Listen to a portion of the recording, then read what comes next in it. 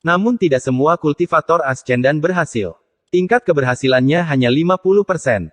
Hanya setelah mencapai level di atas ascendan atau jika negara kultivasi peringkat 5 naik ke peringkat 6 barulah kepingan jiwa seseorang dapat diambil dengan aman. Yun Kuezi tidak dapat mengambil kembali bagian jiwanya. Faktanya, sejak negara Suzaku tiba, belum ada yang berhasil mendapatkan kembali kepingan jiwa mereka. Ini ada hubungannya dengan segel Situnan. Meskipun segel pada kristal planet kultivasi mencegah Suzaku di masa depan untuk mengendalikan planet ini, segel tersebut juga menghentikan siapapun untuk dapat mengambil kembali kepingan jiwa mereka ketika mereka mencapai tahap ascendan. Di beberapa planet kultivasi yang lebih kuat, seperti yang dikuasai oleh negara kultivasi peringkat 7 atau 8, terdapat sekte yang cukup kuat untuk menandingi planet kultivasi peringkat 6. Sekte-sekte ini telah menemukan cara untuk menghindari kultivasi planet kristal. Jika bukan itu masalahnya, tidak akan ada perselisihan di dalam aliansi kultivasi. Pada saat ini, jauh di luar angkasa di sebuah planet besar, banyak sinar cahaya pedang terbang melintasi langit. Orang-orang ini tidak berkelahi tetapi bergegas ke suatu tempat. Planet ini terlalu besar. Ukurannya puluhan kali lebih besar dari planet Suzaku, dan dengan planet sebesar ini, secara alami akan ada lebih banyak manusia di dalamnya. 5 planet kecil mengorbit planet besar ini. Ada juga banyak kultivator yang tinggal di masing-masingnya. Bahkan ada planet yang lebih kecil lagi dengan formasi kuat yang melindunginya. Planet terbesar, yang berada di tengah, adalah planet Tianyun. 5 planet kecil berada di bawah kendali planet Tianyun, yang merupakan planet peringkat 7. Adapun planet-planet yang lebih kecil lagi, mereka adalah planet pribadi dari para kultivator yang sangat kuat. Kecuali orang diundang secara pribadi, tidak ada yang bisa masuk. Planet Suzaku terlalu kecil jika dibandingkan dengan ini. Ada banyak sekte di planet Tianyun, tapi tentu saja yang paling menonjol adalah sekte nasib surgawi. Sekte nasib surgawi mengatakan bahwa segala sesuatu dalam hidup bergantung pada takdir. Semuanya sudah diatur, jadi tidak bisa dipaksakan dan tidak bisa dihindari. Keputusan sekte ini memberi mereka perasaan transendental. Orang yang menetapkan keputusan ini adalah orang yang dihormati oleh mayoritas penduduk di planet Tianyun. Dia adalah yang maha melihat. Pada saat ini, Olsir membuka matanya dari pintu kultivasinya yang tertutup. Dia memiliki ekspresi lembut di wajahnya, dan meskipun dia memiliki rambut putih, dia tidak terlihat tua, memberinya perasaan transendental. Matanya yang cerah menunjukkan lebih banyak energi daripada mata kebanyakan anak muda. Tidak ada tanda-tanda kematian pada dirinya. Dia dipenuhi dengan vitalitas yang tak ada habisnya. Dia saat ini berada di pagoda nasib surgawi sekte nasib surgawi. Pada saat ini, kedua matanya menampakkan cahaya misterius dan dia bergumam pada dirinya sendiri, ketika saya mengunjungi seorang teman lama, saya melewati planet kultivasi yang setengah terbuang dan bertemu dengan seorang anak kecil. Anak ini mampu memahami ranah hidup dan mati dari siklus reinkarnasi dan berusaha mencapai tahap formasi jiwa. Tidak banyak orang yang bisa melakukan ini, jadi ketika saya melihat kultivasinya kurang, saya memberinya petunjuk dan berkata bahwa saya akan menerima dia sebagai murid kehormatan saya selama 100 tahun. Hari ini saya tiba-tiba merasakan. Saya yakin anak ini akan segera lahir. Saya tidak tahu pada tingkat kultivasi apa dia saat ini, tetapi jika dia berhasil sampai di sini, jika tingkat kultivasinya setidaknya tidak berada di level tersebut. Tahap akhir formasi jiwa, saya akan kecewa. Olsir merenung sedikit sebelum sedikit menggelengkan kepalanya dan menutup matanya lagi. Di dalam makam Suzaku, Wang Lin telah melambat dan menjaga kesadaran ilahi dalam kisaran yang lebih kecil dari sebelumnya. Ada terlalu banyak makhluk hidup di sekitar sini, dan beberapa di antaranya akan sulit ditangani oleh Wang Lin kecuali dia menggunakan bendera jiwa 1 miliar jiwa. Dia bergerak dengan sangat hati-hati. Setiap kali dia mendeteksi bahaya, dia akan segera mengubah arah dan mengitarinya. Hal ini menyebabkan perjalanannya melambat. Pada hari ini, yang muncul di hadapan Wang Lin adalah 2 gunung yang menembus surga. Di antara kedua gunung itu ada jalan kecil tanpa ujung yang terlihat menuju ke kedalaman kedua gunung itu. Kedua gunung itu dikelilingi oleh hutan yang indah. Sementara Wang Lin berdiri di kaki 2 gunung, dia merenung sedikit dan matanya berbinar. Dia sudah berada di bagian dalam makam selama beberapa hari sekarang. Menurut perhitungannya, pusat tempat ini seharusnya melalui jalan setapak. Namun, di sepanjang jalan, Wang Lin dapat dengan jelas merasakan bahwa semakin dekat dia ke pusat, semakin banyak makhluk hidup yang ada. Beberapa yang lebih kuat bukanlah hal yang bisa ditangani Wang Lin. Setelah merenung sejenak, Wang Lin berjalan menuju jalan kecil di antara dua gunung. Dia sangat berhati-hati dalam setiap langkah dan terus memperhatikan sekelilingnya. Bentuk kehidupan ini bisa bermacam-macam bentuknya, jadi jika seseorang lengah bahkan untuk sesaat, mereka akan disergap. Sepanjang perjalanan, Wang Lin memandangi permukaan dua gunung di kedua sisi jalan sempit ini. Ada bercak basah di permukaan pegunungan yang halus, dan terkadang tetesan air jatuh dari sisi pegunungan. Setelah berjalan beberapa puluh meter, ekspresi Wang Lin berubah dan dia menyadari ada sesuatu yang tidak beres. Dia dengan hati-hati melihat ke dinding kedua gunung dan matanya berbinar. Kalau tempat ini basah sepanjang tahun, pasti tumbuh lumut. Bagaimanapun, sisa tempat ini mirip dengan planet luar. Namun, tempat ini sepertinya baru saja basah. Tangan kanan Wang Lin menunjuk ke permukaan salah satu gunung dan jarinya segera menggali ke dalamnya, menciptakan lubang sedalam 1 inci. Setengah inci bagian luar lubang itu basah, tetapi setengah inci terakhirnya kering. Tanpa ragu-ragu, Wang Lin dengan cepat mundur. Dalam sekejap mata, dia sudah keluar dari jalan kecil, dan saat dia mundur, air di dinding gunung mulai bergerak. Air keluar dari dinding dan tetesan air jernih mulai mengambang di atas jalan kecil. Ini adalah tetesan air yang tak terhitung jumlahnya. Setidaknya puluhan ribu di antaranya, dan masing-masing mewakili bagian jiwa. Tetesan air ini mengembun menjadi sosok manusia. Air itu bergerak secara misterius dan akhirnya berbentuk seorang wanita. Wanita ini terlihat normal, tapi dia mengeluarkan aura aneh. Setelah dia muncul, dia menatap Wang Lin dengan dingin dan perlahan berkata, "Kamu tidak bisa masuk ke dalam." Wang Lin perlahan mundur. Satu-satunya jenis makhluk hidup yang paling tidak ingin ia ganggu adalah makhluk yang terbuat dari air. Tipe ini adalah bentuk kehidupan yang paling sulit untuk dihadapi. Meskipun orang di depannya hanya sekuat kultivator formasi jiwa, masih sulit baginya untuk menghadapinya. Air adalah zat yang dapat berkumpul dan menyebar. Meskipun dia bisa menyegelnya, sangat sulit untuk mendapatkan semuanya. Beberapa hari yang lalu, Wang Lin menemukan makhluk hidup berbasis air dan pada akhirnya dia harus menyerah dan bergerak di sekitarnya. Inilah mengapa begitu dia menyadari ada kemungkinan makhluk hidup berbasis air ada di sini, dia mundur tanpa ragu-ragu. Saat dia mundur, dia menyebarkan inderanya untuk memeriksa apa yang ada di depannya. Sebelumnya, kesadaran ilahinya tidak tersebar luas untuk menghindari masalah yang tidak perlu, tetapi sekarang setelah makhluk air muncul, dia menyebarkannya tanpa ragu-ragu dan terkejut. Jauh di dalam jalur pegunungan, dia melihat seseorang. Ini adalah seseorang yang dia kenal. Orang ini sedang bertarung melawan makhluk air dan berada di atas angin. Namun, ketika dia melihat makhluk air yang dilawan orang ini, dia merasakan keakraban dengannya. Perasaan ini tidak kuat, tapi tetap ada. Hati Wang Lin bergetar saat dia mundur. Setelah wanita yang terbuat dari tetesan air melihat Wang Lin kembali, dia dengan cepat pindah lebih jauh ke dalam gunung. Wang Lin berdiri di luar gunung dan merenung. Ada yang tidak beres. Mengapa makhluk air itu memberiku perasaan ini? Saya tidak memiliki akar roh air, jadi bagian jiwa saya tidak bisa berada di dalam bentuk kehidupan air. Ini aneh. Wang Lin sedikit mengernyit. Dia berkeliaran sebentar dan saat dia hendak pergi, ekspresinya tiba-tiba berubah dan dia berbalik. Dia tiba-tiba merasakan sakit di hatinya. Seolah-olah ada bagian jiwa di dalam sana, dengan lemah memanggilnya minta tolong. Wan Er. Wang Lin kaget dan dia mengerti. Wan Er berada di dalam mutiara penentang surga, dan mutiara penentang surga ada di dalam jiwanya. Tentu saja, ini memberinya kemampuan untuk mendeteksi bagian jiwa Wan Er. Mata Wang Lin menjadi dingin. Kali ini dia tak segan-segan terbang ke kedalaman dua gunung tersebut. Saat dia memasuki jalan setapak, wanita yang menghalanginya sebelumnya mengambil bentuk lagi untuk menghalanginya. Dia mengangkat tangan kanannya dan melambaikannya.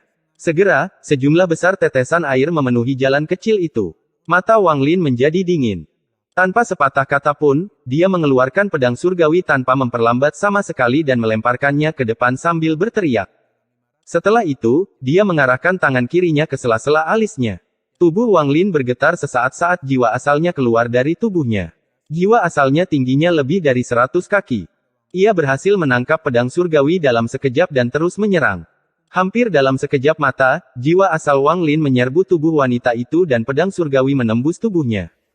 Wanita itu mengeluarkan erangan menyedihkan saat potongan jiwa yang membentuk tubuhnya runtuh dan tersebar, namun jiwa asal Wang Lin telah memasuki tubuhnya.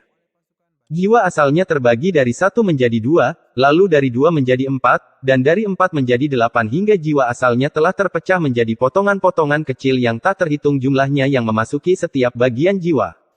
Pada saat yang sama, teriakan datang dari jiwa asal Wang Lin. Segel. Dalam sekejap, batasan yang tak terhitung jumlahnya muncul dari jiwa asal Wang Lin dan menyegel masing-masing bagian jiwa. Kemudian dia membentuk kembali jiwa asalnya dan terbang menuju tubuhnya yang masih terbang ke arah ini karena momentum. Episode 452 Mencuri Jiwa. Mata Wang Lin berbinar saat jiwa asalnya kembali ke tubuhnya. Tangannya terulur dan pedang surgawi itu terbang kembali ke genggamannya. Memegang pedang surgawi, Wang Lin menyerbu ke kedalaman gunung. Tak lama setelah Wang Lin pergi, tetesan yang dia segel semuanya muncul.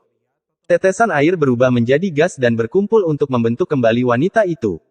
Makhluk air hanya dapat disegel sesaat. Hampir tidak mungkin untuk menyegelnya sepenuhnya. Mata wanita ini tajam saat dia melihat ke kedalaman gunung. Tubuhnya berubah menjadi air sekali lagi saat dia menyerang Wang Lin. Wang Lin bergerak sangat cepat, jadi dia tiba jauh di dalam gunung dalam beberapa saat singkat. Ada seorang lelaki tua bungkuk dengan separuh bajunya robek. Ada banyak tato bercahaya di tubuhnya. Ada tato yang melayang di udara di hadapannya membentuk segel dengan massa air di tengahnya. Air ini sepertinya mendidih. Ada tanaman berdaun 8 di dahi lelaki tua itu, dan dia memancarkan energi tato yang kuat. Orang tua bungkuk itu berkata, "Aku tidak bisa membunuhmu, tapi aku bisa menyempurnakan semua bagian jiwa yang memungkinkanmu untuk mengambil bentuk. Butuh beberapa saat bagimu untuk pulih, jadi kamu tidak akan bisa mengejarku lagi." Orang tua ini adalah orang yang mengejar Wang Lin ke celah spasial di makam abadi. Pada akhirnya, dia mengandalkan hubungannya dengan roh leluhur untuk akhirnya diselamatkan oleh klannya.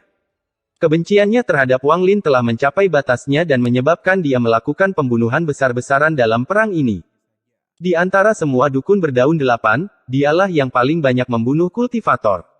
Kemunculan Wang Lin mengejutkan lelaki tua itu.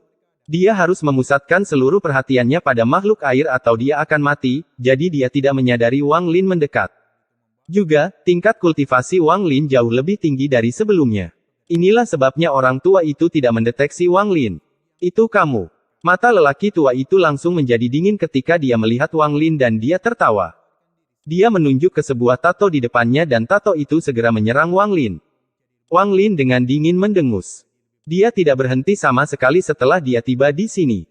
Hampir pada saat yang sama lelaki tua itu menyadarinya, dia berteleportasi ke samping tato yang menjebak makhluk air dan mengayunkan pedang surgawi. Dengan suara keras, retakan yang tak terhitung jumlahnya muncul pada tato yang menyegel air dan pecah satu demi satu. Orang tua bungkuk itu meraung saat dia menyerang Wang Lin. Tangannya terulur ke arah Wang Lin dan di tengah telapak tangannya ada tato yang sangat kuno. Mata Wang Lin berbinar. Tanpa sepatah kata pun, dia mengulurkan tangan dan bendera 1 miliar jiwa muncul. Bahkan tanpa menyerang, bendera 1 miliar jiwa dapat mengejutkan musuh manapun. Orang tua bungkuk itu tidak bisa menahan diri untuk berhenti sejenak. Ini adalah, hatinya bergetar. Dia merasa seperti dia mengetahui bendera ini dan mau tidak mau merasa ngeri. Wang Lin mengibarkan bendera 1 miliar jiwa-jiwa, menyebabkan serangkaian ratapan hantu keluar saat pecahan jiwa keluar. Ratapan paling keras datang dari kilin ungu yang mengeluarkan suara gemuruh yang bahkan menembus langit yang tinggi.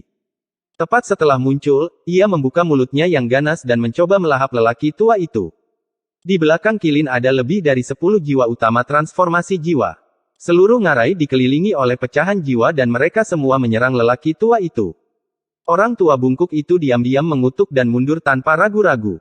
Jika hanya ada beberapa fragmen jiwa transformasi jiwa, dia tidak perlu terlalu khawatir.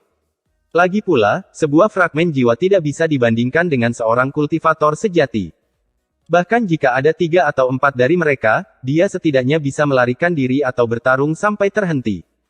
Tapi jumlahnya terlalu banyak untuk ditangani oleh seseorang dengan tingkat kultivasinya saat ini. Kilin ungu itu sangat menakutkan.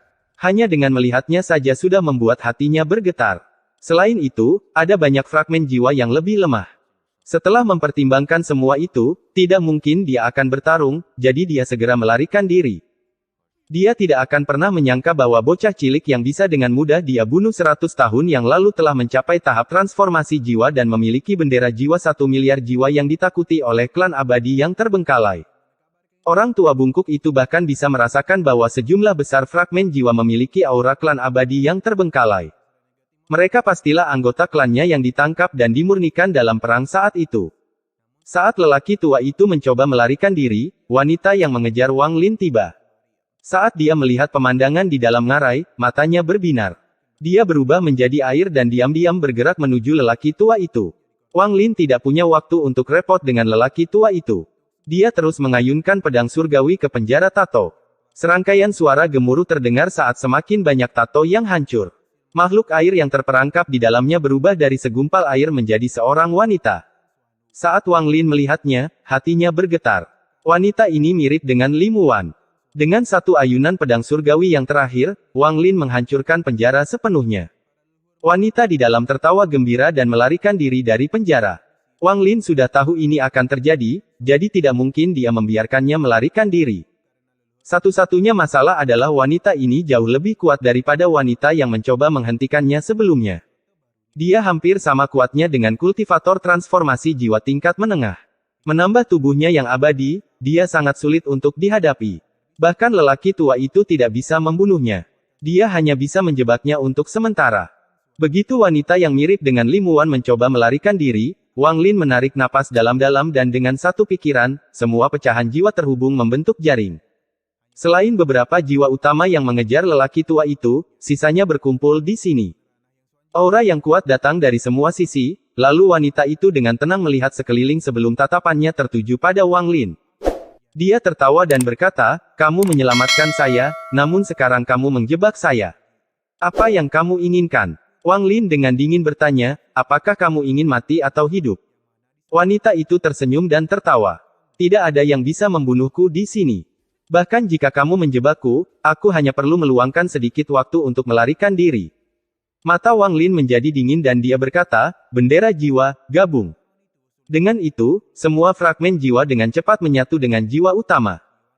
Hampir dalam sekejap mata, semua fragmen jiwa menghilang, hanya menyisakan 6 jiwa utama dengan kekuatan melebihi kultivator transformasi jiwa tahap akhir tetapi tidak sekuat kultivator Ascendan. Keenam jiwa utama ini mengelilingi wanita itu dan menatapnya dengan dingin. Wang Lin berkata, "Hancurkan." Dengan satu kata, 6 jiwa utama semuanya bergerak dan menyerang dengan berbagai mantra dan teknik. Wanita itu tertawa ketika tubuhnya hancur dan pecahannya berterbangan ke segala arah. Wang Lin menunggu ini karena hanya ketika tubuhnya terbelah menjadi tetesan air barulah dia dapat menemukan potongan jiwa Lim Wuan. Namun, saat Wang Lin dan 6 jiwa utama bergerak, seluruh ngarai berguncang. Getaran ini datang dari dalam tanah. Tidak hanya di sini, seluruh makam Suzaku sedang berguncang saat ini. Saat guncangan berlanjut, suara robekan terdengar dari langit. Seolah-olah ada tangan raksasa yang membelah langit. Keretakan spasial yang tak terhitung jumlahnya muncul di langit. Angin dingin yang keluar darinya bisa membekukan seseorang. Perpecahan spasial ini tidak seperti yang terjadi di luar. Dengan itu, Anda dapat memasukinya dengan aman jika Anda mencapai tingkat kultivasi tertentu. Tapi tempat ini berbeda. Perpecahan spasial di sini bukanlah keretakan spasial yang sebenarnya. Mereka hanya tampak seperti mereka. Di makam Suzaku, terdapat retakan dimensional yang dihasilkan oleh kekuatan khusus dari cultivation planet kristal. Bahkan jika seorang kultivator transformasi jiwa masuk, jiwa mereka akan segera mati tanpa kecuali. Saat hati planet kultivasi terus hancur, keruntuhan planet kristal kultivasi akhirnya dimulai. Tanah makam Suzaku mulai retak dan banyak kultivator yang masuk meninggal akibat bencana alam ini. Bahkan banyak makhluk hidup yang biasanya tidak bisa mati pun terbunuh. Seluruh makam Suzaku dikelilingi oleh aura kekuatan kematian. Ngarai tempat Wang Lin berada juga tidak berbeda. Tanah hancur dan sejumlah besar retakan dimensional tampak melahap segalanya. Wang Lin dengan cepat menggunakan bendera jiwa untuk memanggil kembali semua fragmen jiwa. Saat ini, Wang Lin tidak punya waktu untuk mengkhawatirkan orang tua itu. Tatapannya tertuju pada wanita yang mirip dengan Lim Wuan. Saat ini wanita itu dalam keadaan shock, sehingga dia mengungkapkan ekspresi ngeri yang belum pernah dia tunjukkan sebelumnya. Tubuhnya perlahan-lahan runtuh dan kemudian, dengan keras, tubuhnya berubah menjadi tetesan air yang tak terhitung jumlahnya. Tetesan air yang tak terhitung jumlahnya juga runtuh. Ini adalah kematian yang nyata baginya. Wang Lin bergerak seperti kilat saat dia menghindari banyak retakan dimensional dan tiba di hadapan kumpulan tetesan air. Tangan kanannya terulur dan meraih tetesan air sebening kristal. Saat dia menyentuh tetesan itu, dia merasa seperti telah menyentuh Limuan. Episode 453 Utusan Tuo Shen. Begitu dia mengambil tetesan air, dia segera mundur, tetapi celah dimensional diam-diam muncul di hadapannya. Dengan suara robek, sebagian besar pakaian Wang Lin menghilang. Keringat dingin menutupi dahi Wang Lin saat dia dengan hati-hati menghindari celah dan akhirnya meninggalkan jurang. Getaran ini hanya berlangsung selama 10 napas, tetapi setelah 10 napas ini, seluruh makam Suzaku menjadi berantakan. Keretakan yang tak terhitung jumlahnya muncul di tanah dan langit, dan banyak tempat di ambang kehancuran. Fluktuasi energi spiritual dalam jumlah kecil dapat menyebabkan bencana. Siapapun yang terjebak dalam keretakan akan mati. Saat ini, makam Suzaku menjadi jauh lebih berbahaya dari sebelumnya. Runtuhnya kristal planet kultivasi tidak terjadi dalam sekejap tetapi perlahan seiring berjalannya waktu. Ini semua dikendalikan oleh Zuxi. Ini adalah permainan yang disebabkan oleh kegilaannya. Setelah tanah berhenti berguncang, pegunungan tempat Wang Lin berada sekarang menjadi datar. Seolah-olah semua yang baru saja terjadi sebelum gemetaran itu adalah mimpi. Angin sepoi-sepoi menguapkan keringat dingin dari dahi Wang Lin saat rasa takut memenuhi hatinya. Dia melihat reruntuhan di bawahnya. Ada keretakan yang akan membuka dan menutup. Dia menekankan potongan jiwa Limuan ke dahinya dan memasukkannya ke dalam manik yang menantang surga. Lalu dia menarik napas dalam-dalam dan perlahan terbang ke kejauhan. Saat dia terbang, matanya tiba-tiba bersinar dan dia melihat ke arah pegunungan yang runtuh. Orang tua bungkuk itu berada di atas kerikil, tetapi hanya separuh tubuhnya yang ada di sana.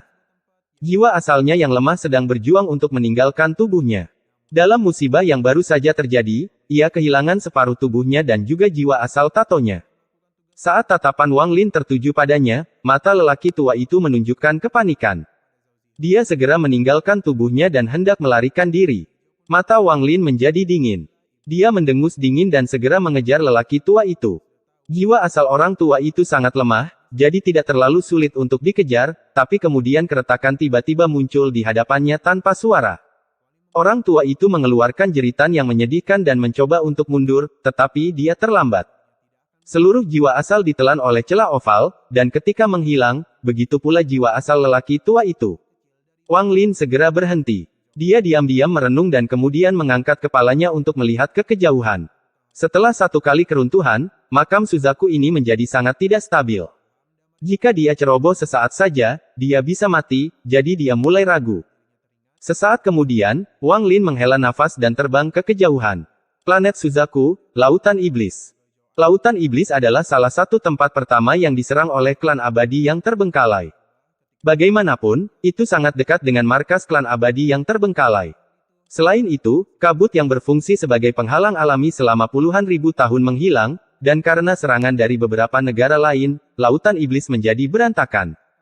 Pada kondisi saat ini, ia tidak memiliki cara untuk melawan klan abadi yang terbengkalai, sehingga akhirnya ditaklukkan oleh mereka.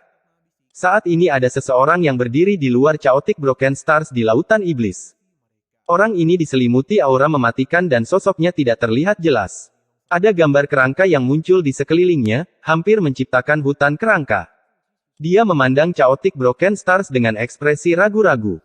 Pembalasan ilahi bukan dari seorang kultivator kuno, itu hanya seorang junior yang memurnikan harta karun kuno.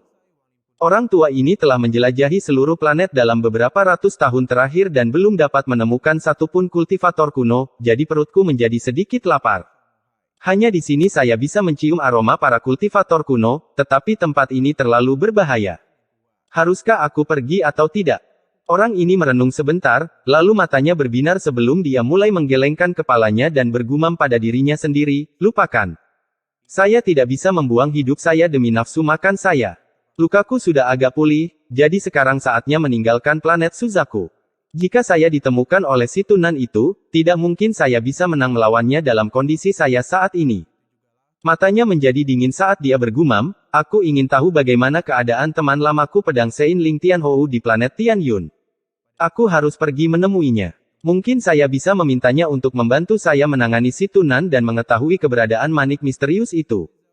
Tepat pada saat ini, matanya berbinar, lalu dia melihat ke kejauhan dan berkata, bahkan saat itu kamu suka menyembunyikan kepalamu saat ekormu terlihat. Lama tidak bertemu, Po Jun. Tawa serak terdengar dari kehampaan. Tak lama kemudian, langit menjadi gelap. Sejumlah besar air laut muncul di langit dan bergerak mendekat seperti 10.000 pasukan kavaleri. Seorang pria berjubah biru berdiri di atas ombak dan berjalan mendekat selangkah demi selangkah. Ada sulaman pola bunga emas di jubah pria ini. Itu terlihat sangat rumit. Ketamakan. Mungkinkah kamu memikirkan tempat ini juga? Meskipun penampilan pria ini biasa saja, ada sedikit kekejaman di matanya. Orang yang dikelilingi aura mematikan itu mendengus dan berkata, kamu membuatku kesal hanya dengan melihatmu. Jika Anda menyukai tempat ini, Anda bisa masuk ke dalam. Saya pergi. Dengan itu, dia menghilang dan terbang ke cakrawala. Pria di atas air laut mulai merenung lalu melompat turun. Dia mendarat di luar Chaotic Broken Stars. Air laut di bawahnya berubah menjadi kristal yang kemudian ditelannya. Aneh, keserakahan ini tidak pernah pergi ke tempat manapun tanpa harta karun. Kemanapun dia pergi pasti ada harta karun. 10.000 tahun yang lalu, ketika saya datang ke planet Suzaku, dia sudah lama berada di sini. Meskipun dia sedang dalam masa pemulihan dari luka-lukanya, mungkinkah itu terjadi karena tempat ini? Pria itu merenung sejenak sebelum berjalan ke Chaotic Broken Stars. Di lautan darah di kedalaman tanah dewa kuno, di satu-satunya pilar yang tersisa duduk seorang pria dengan rambut acak-acakan berwarna merah darah. Dia tiba-tiba mengangkat kepalanya. Mata jahatnya terlihat di balik rambutnya yang berantakan.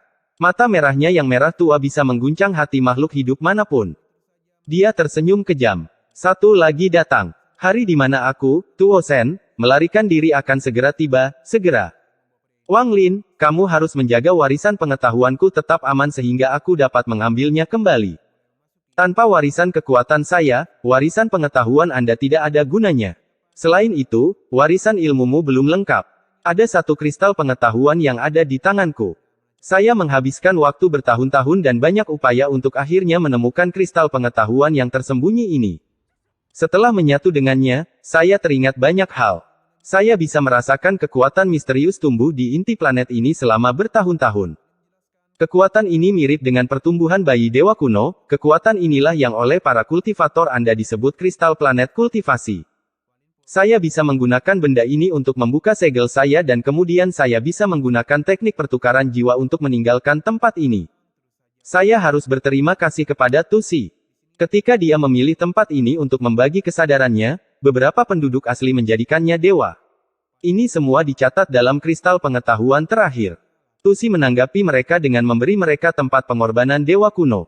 Meskipun bertahun-tahun telah berlalu dan ras asli itu hilang, benteng terakhir dari klan abadi yang terbengkalai adalah tempat pengorbanan dewa kuno yang tersisa. Jika saya pergi ke sana, saya bisa menggunakan beberapa mantra saya.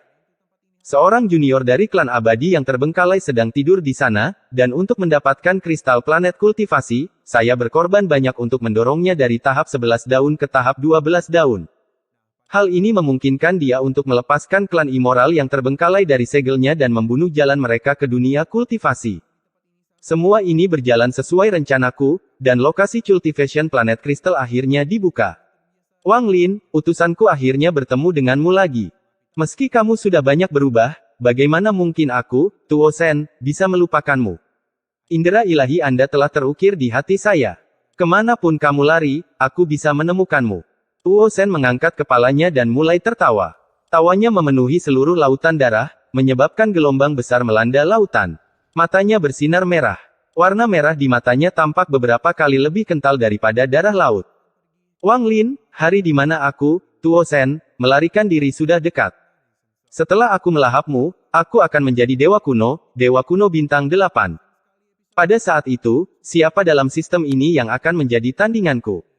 Saat Tuo Sen tertawa, beberapa suara mencicit datang dari lautan darah. Dua monyet kecil muncul dan pindah ke samping Tuo Sen. Mata kedua monyet kecil ini mengeluarkan cahaya merah iblis. Saat ini di makam Suzaku, mata lelaki tua dengan senyuman menyeramkan itu bersinar merah. Mata monyet di bahunya semakin merah. Ketika monyet kecil itu mencicit, lelaki tua itu berhenti sejenak dan melihat ke kejauhan. Matanya bersinar merah sekali lagi. Ia datang. Orang tua itu hendak pindah ketika monyet di bahunya menggeram.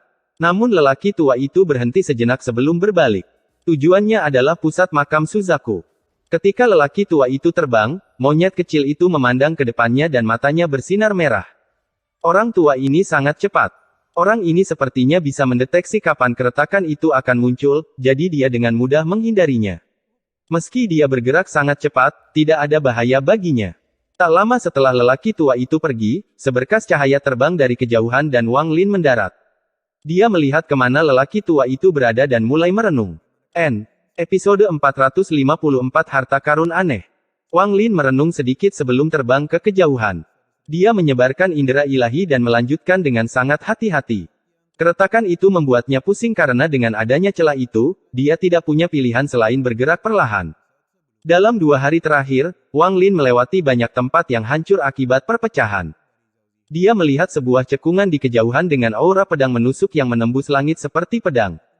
Dia mengamati area itu dengan inderanya dan menemukan ada lebih dari 10.000 cekungan di sini. Mereka menutupi area yang sangat luas sehingga dia bahkan tidak bisa melihat di mana ujungnya. Ada pedang panjang yang ditusukkan ke setiap baskom. Meskipun setengah dari pedangnya berada di bawah tanah, Wang Lin dapat dengan jelas merasakan niat pedang yang kuat. Potongan jiwa logam. Wang Lin merenung. Dia sudah lama berada di dalam makam Suzaku, dan segalanya sangat berbeda dari apa yang dikatakan si Tunan kepadanya. Wang Lin tidak bodoh. Dia sudah punya spekulasi sendiri mengapa ini terjadi. Saya khawatir makam Suzaku sebenarnya adalah planet kristal kultivasi itu sendiri. Saya berada di makam Suzaku dan juga di dalam planet kristal kultivasi. Inilah mengapa semua makhluk hidup aneh ini lahir di dalam makam. Inilah mengapa celah aneh itu muncul ketika kristal planet kultivasi mulai hancur. Keretakan ini adalah runtuhnya kristal planet kultivasi. Ekspresi Wang Lin suram saat dia melihat ke baskom di depannya. Namun, ini hanyalah spekulasinya sendiri. Dia harus pergi ke tengah tempat ini untuk memastikannya. Jika gunung itu ada, maka dia salah, tetapi jika tidak, maka dia benar. Wang Lin merenung sedikit, lalu dia menyebarkan akal ilahi dan hatinya bergetar. Di tengah area ini terdapat cekungan besar yang ditutupi lapisan es biru tua, sehingga tidak ada yang bisa melihat apa yang ada di dalamnya. Namun, niat pedang di sini adalah yang terkuat. Itu menembus langit dan mengeluarkan aura arogan. Aura ini bukanlah sesuatu yang bisa dimiliki oleh pedang terbang biasa. Wang Lin secara pribadi melihat sesuatu dengan aura serupa di alam surgawi. Bagaimana tempat ini bisa memiliki hal seperti itu? Wang Lin melihat ke baskom di depannya. Cekungan tersebut menutupi area yang terlalu luas, sehingga membutuhkan terlalu banyak waktu untuk mengelilinginya. Lagi pula, pasti ada makhluk hidup lain di sepanjang jalan, jadi ada perbedaan besaran bahayanya. Juga, benda di tengah baskom memberinya perasaan familiar. Perasaan ini bukan berasal dari bagian jiwa tertentu tetapi dari keakraban umum. Setelah merenung sebentar, Wang Lin berjalan ke area cekungan. Namun, setelah 100 kaki, salah satu cekungan menunjukkan niat dingin. Pedang di baskom keluar dari tanah dan terbang menuju Wang Lin. Ini adalah pedang yang sangat umum. Panjangnya 3 kaki, lebar 2 jari, dan seluruhnya berwarna perak.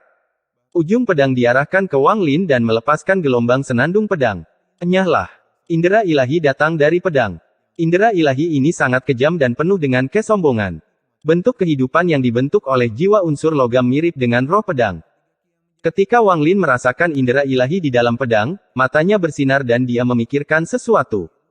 Niat pedang yang datang dari baskom besar di tengahnya sangat mirip dengan niat pedang dari pedang surgawi. Dia menyentuh tas pegangannya dan pedang surgawi muncul. Saat pedang surgawi muncul, pedang sebelumnya memucat dibandingkan seperti kunang-kunang di samping api yang menderu. Wang Lin berteriak, "Su Li Guo." Gas hitam keluar dari pedang surgawi dan Su Li Guo mengambil bentuk. Dia melihat pedang itu dan tertawa nakal. "Cucu, meskipun kakekmu Su Li Guo baru menjadi roh pedang di tengah jalan, kamu." Tanpa menunggu dia berbicara, pedang arogan itu bergetar dan dengan cepat melarikan diri tanpa ragu-ragu. Adegan ini mengejutkan Su Li Guo, tapi kemudian dia dengan cepat menjadi sombong. "Berlari. Apakah kakekmu Su Li Guo membiarkanmu lari?" Dengan itu, dia membawa pedang surgawi dan mengejarnya. Roh pedang secara alami membutuhkan roh pedang lain untuk menekannya. Wang Lin mengangkat kakinya dan berjalan ke depan. Su Li Guo membuka jalan bagi Wang Lin. Semua pedang harta karun yang mereka lewati keluar tetapi berlari setelah melihat Su Li Guo. Pemandangan ini sangat aneh. Seolah-olah semua pedang harta karun takut pada Su Li Guo.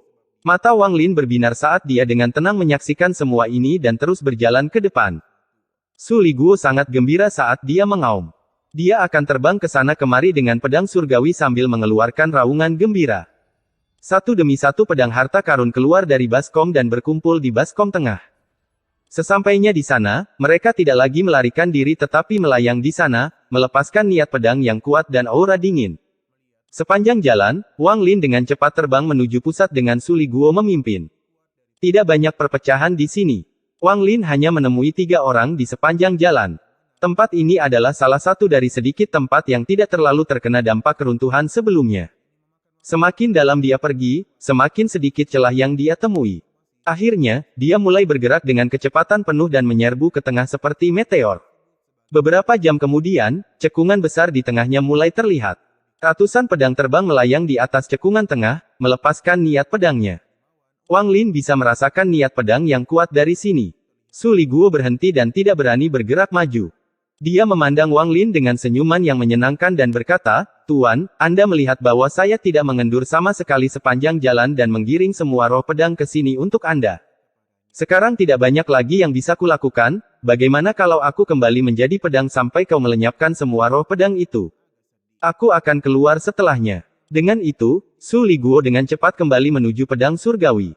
Namun, ketika separuh tubuhnya kembali ke dalam pedang, Wang Lin mengambil pedang itu dan melemparkannya bersama Su Liguo ke dalam kumpulan pedang harta karun. Su Liguo menjerit saat dia dengan cepat mundur kembali ke pedang surgawi dan hendak mengendalikannya untuk melarikan diri.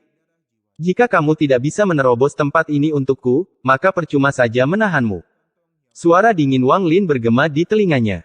Dia diam-diam mengeluh dan mengutuk Wang Lin di dalam hatinya. Namun, dia tidak berani mencoba melarikan diri lagi. Dia menggigit peluru. Dia mengendalikan pedang surgawi dan menyerang gerombolan pedang harta karun seperti orang gila sambil mengeluarkan raungan ganas. Raungannya keluar melalui pedang surgawi, membuat pedang yang menggetarkan surga itu bersenandung. Senandung pedang ini bisa menembus langit yang tinggi dan menyebabkan semua pedang harta karun itu membuat jalan.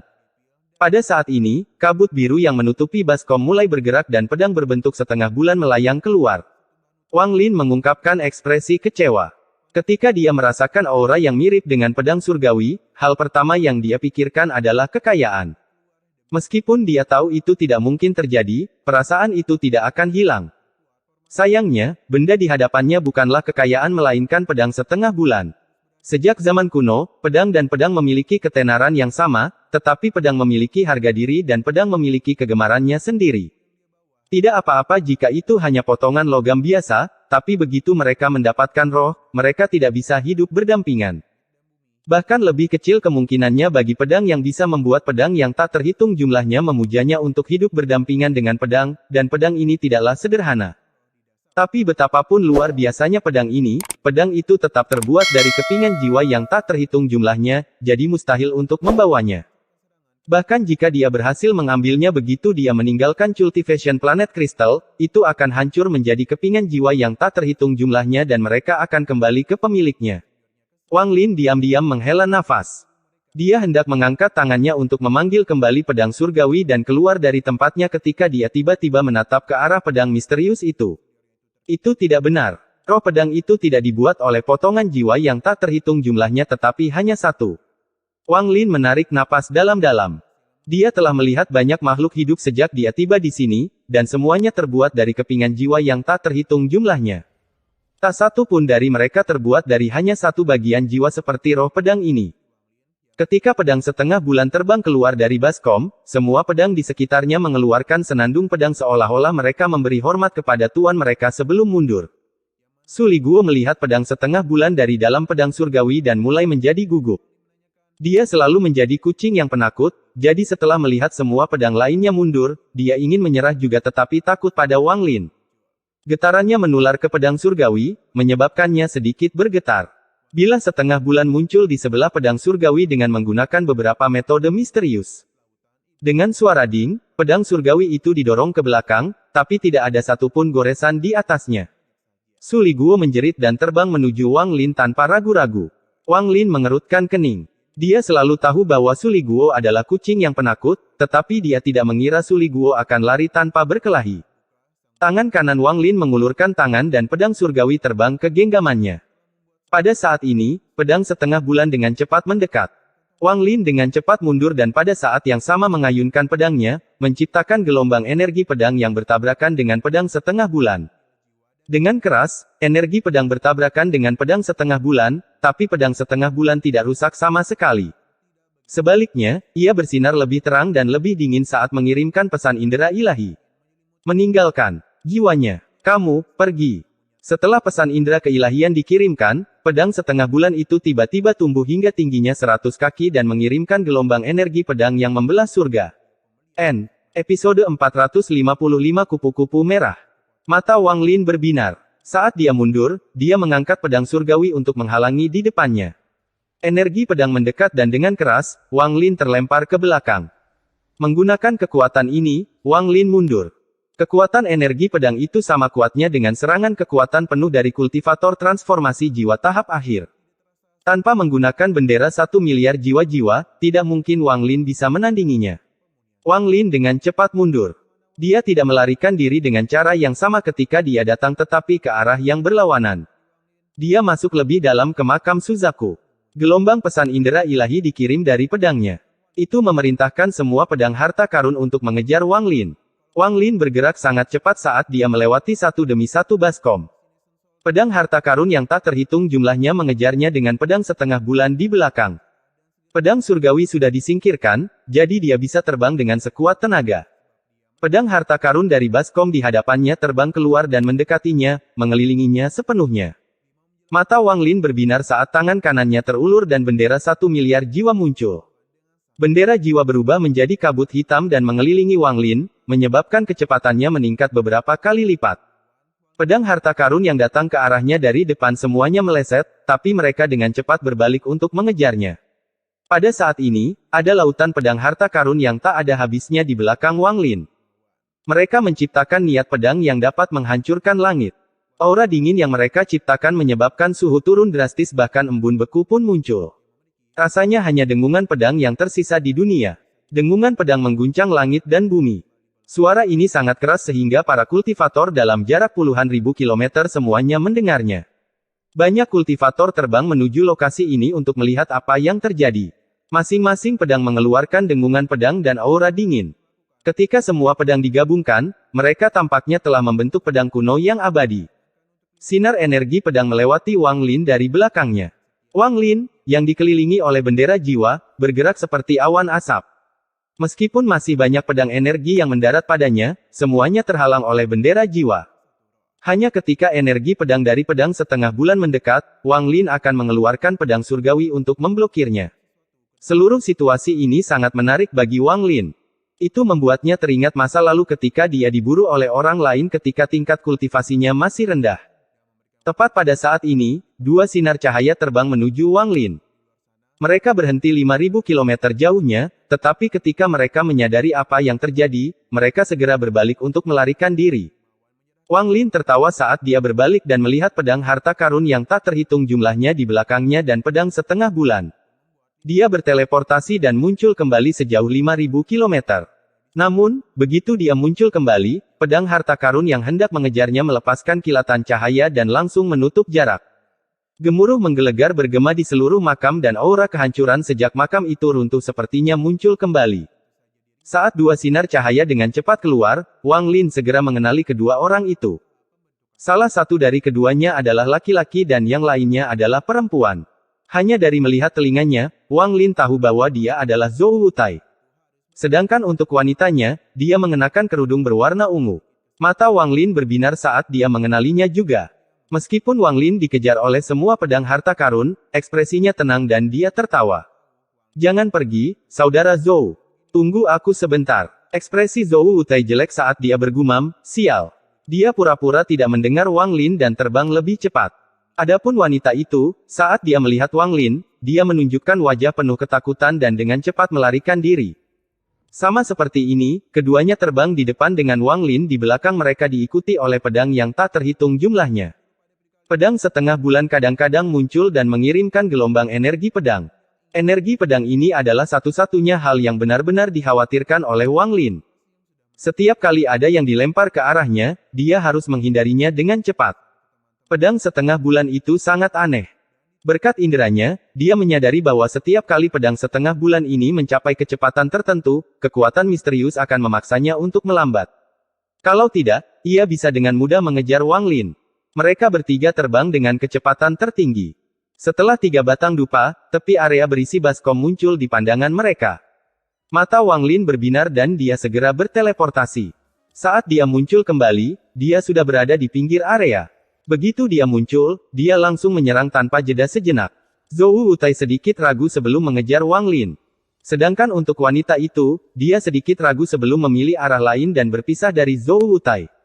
Semua pedang harta karun berhenti di sini. Hanya pedang setengah bulan yang tidak berhenti sama sekali dan keluar dari area cekungan. Setelah pedang setengah bulan meninggalkan cekungan, kecepatannya tiba-tiba meledak. Kekuatan misterius yang memperlambatnya sepertinya telah melemah, menyebabkan kecepatannya mencapai tingkat yang tidak terbayangkan. Hampir dalam sekejap mata, pedang setengah bulan melewati Zhou Wutai dan menyerang Wang Lin. Dahi Zhou Wutai dipenuhi keringat dingin. Ketika pedang itu melewatinya, dia tidak menyadarinya sama sekali. Dia hanya merasakan angin kencang dan melihat titik hitam menghilang ke cakrawala. Barang apa itu? Kecepatan yang sangat cepat. Setidaknya 10 kali lebih cepat dari sebelumnya. Hati Zhou Wutai terkejut saat dia mengejar Wang Lin dan pedangnya. Saat Wang Lin terbang menjauh, dia harus memperlambat kecepatan karena setelah meninggalkan area cekungan, retakan mulai semakin sering muncul. Setelah menghabiskan beberapa waktu menghindari perpecahan, dia memilih untuk berhenti di puncak gunung. Ketika dia melihat ke kejauhan, dia bisa melihat sebuah gunung memancarkan cahaya berwarna pelangi. Gunung ini tampak persis sama dengan gunung roh yang digambarkan si Tunan kepadanya. Hampir seketika setelah dia berhenti, suara gemuruh terdengar dari kejauhan. Wang Lin sudah bersiap dan segera berteleportasi sejauh 10.000 kaki. Dengan keras, gunung tempat dia berada runtuh. Dengan kilatan cahaya biru, pedang setengah bulan itu terbang keluar dari reruntuhan. Pada saat yang sama, pesan ilahi keluar dari pedang bulan sabit. Tinggalkan dia. Di sini. Tubuh Wang Lin menghilang lagi, tapi kali ini dia merasakan sakit di lengan kirinya. Ketika dia muncul kembali 10.000 kaki jauhnya, lengan baju di lengan kirinya hilang dan muncul luka. Kecepatan yang luar biasa. Setelah Wang Lin muncul kembali, dia berteleportasi lagi. Dia tidak berani berteleportasi terlalu jauh, karena jika dia berada di dekat celah, itu akan berbahaya. Akibatnya, setiap kali Wang Lin berteleportasi, akan ada kilatan cahaya biru dan tempat Wang Lin berada akan runtuh. Pedang setengah bulan itu sepertinya sudah gila mengejar Wang Lin. Dengan cepat, Wang Lin berteleportasi sejauh 10.000 kaki dan segera pindah ke samping. Kemudian sebuah celah diam-diam muncul di sebelah tempatnya berada. Tepat setelah Wang Lin berteleportasi, kilatan cahaya biru menembus tempat dia berada. Segala sesuatu yang dilewati cahaya biru hancur, termasuk gunung, bumi, dan bahkan beberapa celah yang muncul sebelum semuanya runtuh. Melihat hal ini menyebabkan tengkorak Wang Lin tergelitik. Dia sekali lagi berteleportasi tanpa ragu-ragu. Kali ini dia merasakan sakit di kaki kanannya dan darah segar keluar darinya. Setelah muncul 5 km jauhnya, tangan kanan Wang Lin mengusap lukanya, menyebabkan lukanya menutup dan darahnya hilang. Harta karun apa ini? Jejak keserakahan muncul di mata Wang Lin. Dia hanya pernah melihat kecepatan seperti ini pada satu hal lain, dan itu adalah jiwa keempat dari bendera jiwa. Setelah membandingkan keduanya, kecepatan mereka hampir sama persis, hanya kekuatan bilahnya yang lebih kuat. Lagi pula, tertusuk jarum mungkin terasa sakit, tapi terkena pisau bisa mengakibatkan kepalamu berguling-guling di tanah. Ini terbuat dari satu bagian jiwa saja. Milik siapakah potongan jiwa ini yang memiliki kekuatan elemen logam yang begitu kuat? Pedang ini adalah harta karun. Tubuh Wang Lin menghilang lagi, dan segala sesuatu di sekitar tempat dia berada runtuh sekali lagi. Bilahnya menjadi lebih cepat dan Wang Lin segera tidak mampu mengimbanginya. Jika dia ceroboh sesaat saja, dia akan terluka. Sekarang dia tahu mengapa Zuxi sangat takut pada jiwa keempat. Aku harus menjadikannya milikku. Mata Wang Lin berbinar saat dia mengeluarkan pedang surgawi. Dengan satu jentikan, Su Li Guo dipaksa keluar dari pedang surgawi olehnya.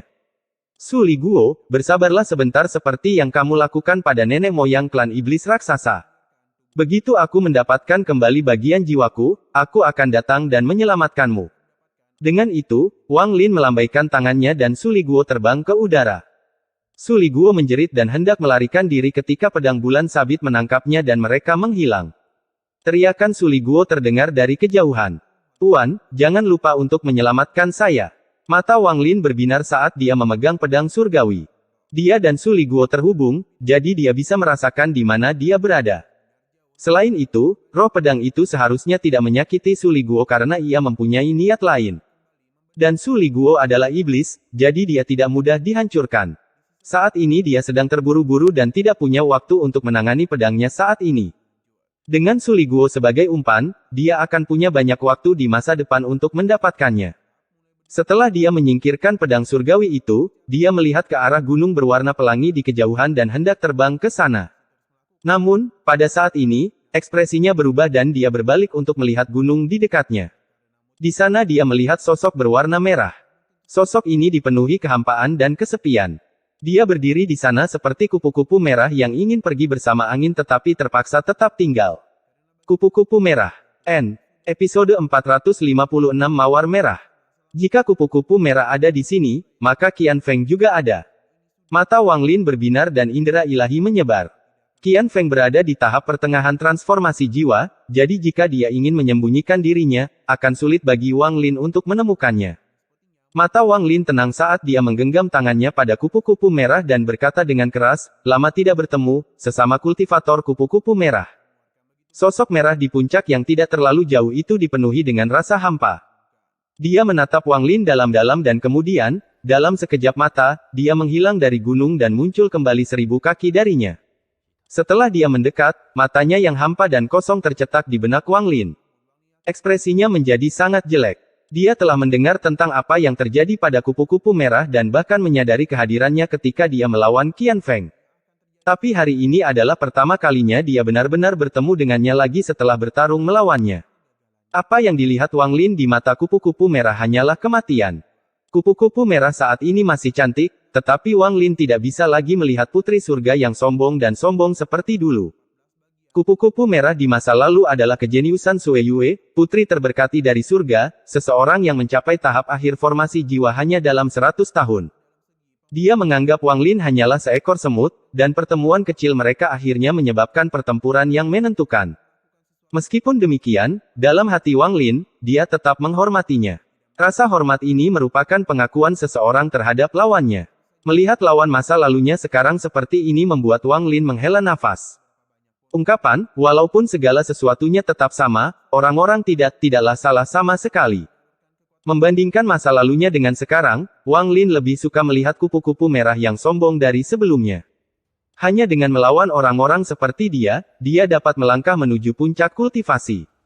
Wang Lin menghela nafas. Dia mengubur penyesalan di dalam hatinya saat dia melihat kupu-kupu merah dan berteriak, Qian Feng, keluar. Kupu-kupu merah berdiri di sana memandang ke langit dengan mata tanpa emosi. Suara Qian Feng datang dari kehampaan. Cheng Niu, aku tidak punya waktu untuk berurusan denganmu hari ini. Karena kamu menemukan tempat ini, kita akan bertemu di Gunung Roh. Wang Lin tiba-tiba berbalik dan melihat ke sebuah gunung di kejauhan. Kabut hitam keluar dari gunung dan menyerbu menuju Gunung Roh dengan kecepatan yang mengejutkan. Mata Wang Lin menjadi dingin. Dia mendengus dingin dan hendak menuju Gunung Roh. Kupu-kupu merah, apakah kamu tidak ingin bertarung melawan Cheng Niu lagi? Aku akan memberimu kesempatan itu hari ini. Bunuh dia. Suara Qian Feng terdengar dari kejauhan dan kemudian dia menghilang. Cheng Niu, ini kesempatan bagus untuk bertemu teman lamamu, jadi luangkan waktumu. Begitu aku mendapatkan bagian jiwaku, aku akan datang dan berurusan denganmu. Kekosongan di mata kupu-kupu merah menghilang dan digantikan dengan keinginan untuk berperang. Dia bergerak sebelum Wang Lin untuk memblokirnya dan mengeluarkan pedang panjang berwarna merah. Di saat yang sama, aura kuat menyebar dari kupu-kupu merah. Aura ini tidak lebih lemah dari aura Wang Lin dan mengandung energi spiritual surgawi. Meskipun tingkat kultivasinya belum berada pada tahap transformasi jiwa, namun tidak jauh dari itu. Cheng Niu. Suara dingin datang dari kupu-kupu merah saat tatapan dinginnya tertuju pada Wang Lin. Wang Lin sedikit mengerutkan kening saat dia memandangnya. Dia tidak terburu-buru mencari Qian Feng, dan dia tidak menyangka Gunung Roh ada di sini. Jika mereka benar-benar berada di dalam kristal planet kultivasi, maka Gunung Roh seharusnya tidak ada. Namun, sekarang setelah dia melihat Gunung Roh, semua ini menjadi aneh, tetapi karena Qian Feng ingin pergi mengintainya, biarkan dia. Mata kupu-kupu merah berbinar dan dia mengayunkan pedang merahnya. Pedang itu terlepas dari tangannya dan melesat ke arah kepala Wang Lin seperti kilat. Wang Lin mundur, lalu tangan kanannya menyentuh tas pegangannya dan bendera pembatasan muncul di tangannya. Dia mengibarkan bendera dan batasan yang tak terhitung jumlahnya dikibarkan, membentuk perisai di depannya. Pedang merah itu mendarat di lapisan perisai, menciptakan serangkaian suara gemuruh yang bergema di seluruh area. Sejumlah besar tanah dan pasir beterbangan ke udara. Kilatan merah terlihat di dalam tanah dan pasir saat kupu-kupu merah dengan cepat keluar. Sepotong es merah kini ada di tangannya. Es merah mengeluarkan aura dingin dan segera menutupi area sekitarnya dengannya. Saat kupu-kupu merah mendekat, niat bertarungnya berkedip sejenak, mengungkapkan rasa duka yang mendalam. Saat dia mendekat, bibirnya bergetar. "Bunuh aku." Suara samar keluar dari mulutnya, tapi kesedihan dari matanya menghilang dan digantikan oleh niat bertarung yang kuat itu. Kekuatannya mencapai puncaknya saat dia menyerang Wang Lin. Hati Wang Lin bergetar. Saat dia mendengar suara kupu-kupu merah, tatapannya ke arahnya menjadi rumit. Kupu-kupu merah belum kehilangan kewarasannya. Masih ada sepotong yang tersembunyi dengan baik. Kupu-kupu merah bangga. Harga dirinya berasal dari tulangnya, dari keberadaannya. Dia bangga seperti mawar sejak dia dilahirkan. Sepotong kewarasan yang dia sembunyikan dengan baik lebih baik mati daripada hidup sebagai seekor anjing. Wang Lin menarik napas dalam-dalam dan menghadapi kupu-kupu merah yang masuk. Tangan kanannya terulur dan helaian gas pembatas mulai bersinar sambil berkumpul di tangannya. Tombak hitam sepanjang 30 kaki terbentuk di tangannya. Memegang tombak di satu tangan, mata Wang Lin bagaikan kilat, lalu dia menatap kupu-kupu merah dan menusukkan tombak itu ke arahnya. Suara yang tercipta dari tusukan itu mirip dengan suara ratapan ratusan hantu. Suara ini berasal dari ujung tombak dan bergema di seluruh area. Dia tiba-tiba menempelkan bongkahan es merah di dahinya. Pada saat ini, cahaya merah bersinar dari dahinya dan kemudian lapisan es merah menyebar darinya, membentuk satu set baju besi merah. Armor ini menutupi dirinya sepenuhnya dan mengeluarkan aura dingin. Cahaya yang menerangi armor membuatnya semakin cantik. Saat ini dia seperti perang surgawi. Selanjutnya, armor itu mulai bersinar merah dan cambuk hitam tiba-tiba muncul di tangannya. Penghancur jiwa. Cambuk ini diberikan kepadanya oleh Qian Feng untuk menangani Wang Lin. Mata kupu-kupu merah menampakkan cahaya misterius saat dia menjentikkan cambuk di tangannya, menyebabkan serangkaian suara letupan dari tempat cambuk itu melewatinya. Cambuk itu bergerak seperti naga dan melesat ke arah Wang Lin seperti kilat. Mata Wang Lin berbinar dan tombaknya bergerak pada saat bersamaan. Dia mundur dan membentuk segel dengan tangannya sambil menggumamkan sesuatu. Hembusan angin yang mengandung energi spiritual surgawi keluar dari ujung tombak. Sol laser dan tombaknya bertabrakan. Ledakan. Gelombang kejut yang dihasilkan dari benturan cambuk dan tombak begitu kuat hingga seolah-olah langit dan bumi akan runtuh. Hembusan angin mendorong seluruh kekuatan gelombang kejut menuju kupu-kupu merah. Ini semua terjadi dalam sepersekian detik.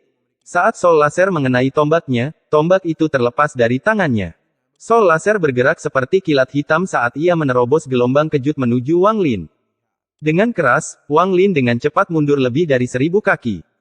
Matanya mengungkapkan cahaya misterius saat dia bergumam, "Sol laser." Cambuk ini pernah menjadi miliknya, tetapi dia harus mengembalikannya segera setelah meminumnya. Sekarang dia melihat cambuk ini lagi, dia harus menyimpannya kali ini. Adapun kupu-kupu merah, dengan hembusan angin yang mendorong gelombang kejut ke arahnya, dia harus mundur.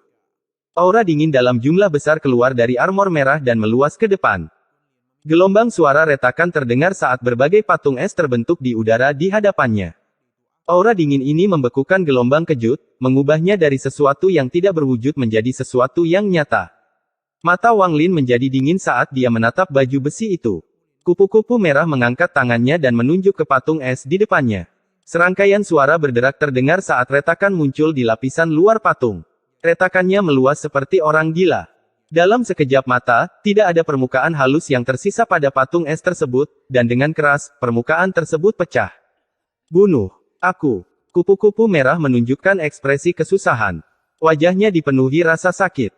Pada saat ini, sol laser bergerak di sekitar tubuhnya seperti naga dan armornya melepaskan gelombang aura dingin. Wang Lin memandang kupu-kupu merah dan mengangguk dalam diam. Dia menyentuh tas pegangannya dan kapak raksasa muncul di tangannya. Langit menjadi gelap segera setelah kapak ini muncul dan semua cahaya berkumpul di bilah kapak. Untaian petir ungu berpindah dari kapak ke tubuh Wang Lin, menyebabkan serangkaian suara berderak keluar dari tubuhnya. Pada saat ini, keinginan untuk berperang yang belum pernah dia rasakan sebelumnya muncul di dalam hatinya. Kapak ini dipanggil oleh nenek moyang klan iblis raksasa sebelum dia meninggal. Itu adalah senjata nenek moyang pendiri klan iblis raksasa yang terjebak di bawah sekte mayat di Zhao. Setelah Wang Lin mendapatkannya, dia awalnya akan membiarkan tubuh aslinya menggunakannya. Namun, sekarang pedang surgawi tidak memiliki roh pedang untuk melepaskan kekuatan penuhnya dan dia tidak ingin menggunakan bendera jiwa, ini adalah senjata terbaik untuk dia gunakan dengan kekuatan penuhnya. Kupu-kupu merah menatap Wang Lin dan membuka mulutnya. Lampu merah keluar dari mulutnya dan berbentuk mawar merah kristal. Mawar ini mulai melayang di hadapannya. Lalu tiba-tiba terbuka. Saat mekar, asap merah keluar dari bunganya, dan sosok yang tampak seperti kupu-kupu merah muncul di dalam asap. Sosok ini mengandung rasa bangga yang kuat. Itu persis sama dengan kupu-kupu merah yang diingat Wang Lin. Cheng Niu, bertindak sekarang. Kupu-kupu merah dalam asap merah dipenuhi dengan kebanggaan saat dia melihat Wang Lin. Episode 457 seperti kupu-kupu. Pada saat ini, 5.000 km jauhnya dari pertempuran Wang Lin dan kupu-kupu merah, Zhou Wutai masih terbang. Tingkat kultivasinya berada di bawah Wang Lin, jadi dia masih mengejar ketinggalan. Saat pedang setengah bulan itu meluncur melewatinya, itu sangat mengejutkannya. Dia belum pernah melihat sesuatu secepat itu dalam hidupnya. Saat dia terbang, Zhou Wutai tiba-tiba mengerutkan kening dan berhenti, lalu dia berbalik dan melihat ke belakang. Dia melihat awan merah mendekat dari kejauhan. Hal itu menyebabkan seluruh langit menjadi merah. Bahkan celah di langit pun lenyap karena awan merah. Zhou Wutai menghela nafas. Dia segera menjadi sangat hormat dan berdiri diam. Awan merah itu seperti binatang buas purba yang terbang melintasi langit. Ketika melewati Zhou Wutai, sebuah suara kuno terdengar dari dalamnya. Masuk. Zhou Wutai dengan cepat merespons dan terbang ke awan merah. Ada seorang lelaki tua berpakaian merah di dalam awan merah. Dia menatap ke kejauhan. Meski kakinya tidak bergerak, awan merah itu terbang dengan kecepatan luar biasa. Zhou Wutai dengan hormat berdiri di samping lelaki tua itu. Zhou Wutai menyapa senior. Orang tua itu mengangguk dan melihat ke kejauhan. Matanya seolah mampu menembus kejauhan dan melihat pertarungan Wang Lin dan kupu-kupu merah yang berjarak 5.000 km. Dia merenung sedikit sebelum dengan tenang bertanya, di mana Zixin? Zhou Wutai menjawab, Zixin dan saya bertemu Wang Lin dan kemudian dia pergi sendirian. Orang tua itu menghela nafas dan berkata, lupakan saja. Mari kita abaikan dia. Ikuti saya ke Gunung Roh. Dengan itu, awan merah melaju menuju Gunung Roh. Orang tua itu adalah Yun Kuezi. Klan abadi yang tertinggal menggunakan tengkorak leluhur. Dengan kekuatan tato dukun berdaun 12, mereka mampu menembus segel kristal planet kultivasi dan mengirim Yun Kuezi ke dalam. Namun, jika leluhurnya masih hidup, dia mungkin bisa sepenuhnya mematahkan batasan kristal planet kultivasi. Karena mereka hanya memiliki kekuatan tato dari tengkoraknya, situasinya tidak ideal. Meskipun mereka dapat mengirim Yun Kuezi ke dalam, ada batas waktunya. Setelah batas waktu habis, Yun Kuezi akan dibunuh oleh kekuatan misterius dari Cultivation Planet Crystal. Inilah sebabnya saat dia masuk, dia tidak membuang waktu dan langsung menuju Gunung Roh di tengahnya. Pada saat ini, Qian Feng juga sedang menuju Gunung Roh. Selain mereka berdua, ada beberapa orang lainnya yang bergegas menuju pusat makam Suzaku. Di antara orang-orang ini adalah anggota klan abadi yang terbengkalai dan beberapa kultivator. Pada saat ini, ada seorang lelaki tua yang sudah berada di Gunung Roh. Meski dia terlihat normal, matanya memancarkan sinar merah darah. Ada seekor monyet kecil di bahunya.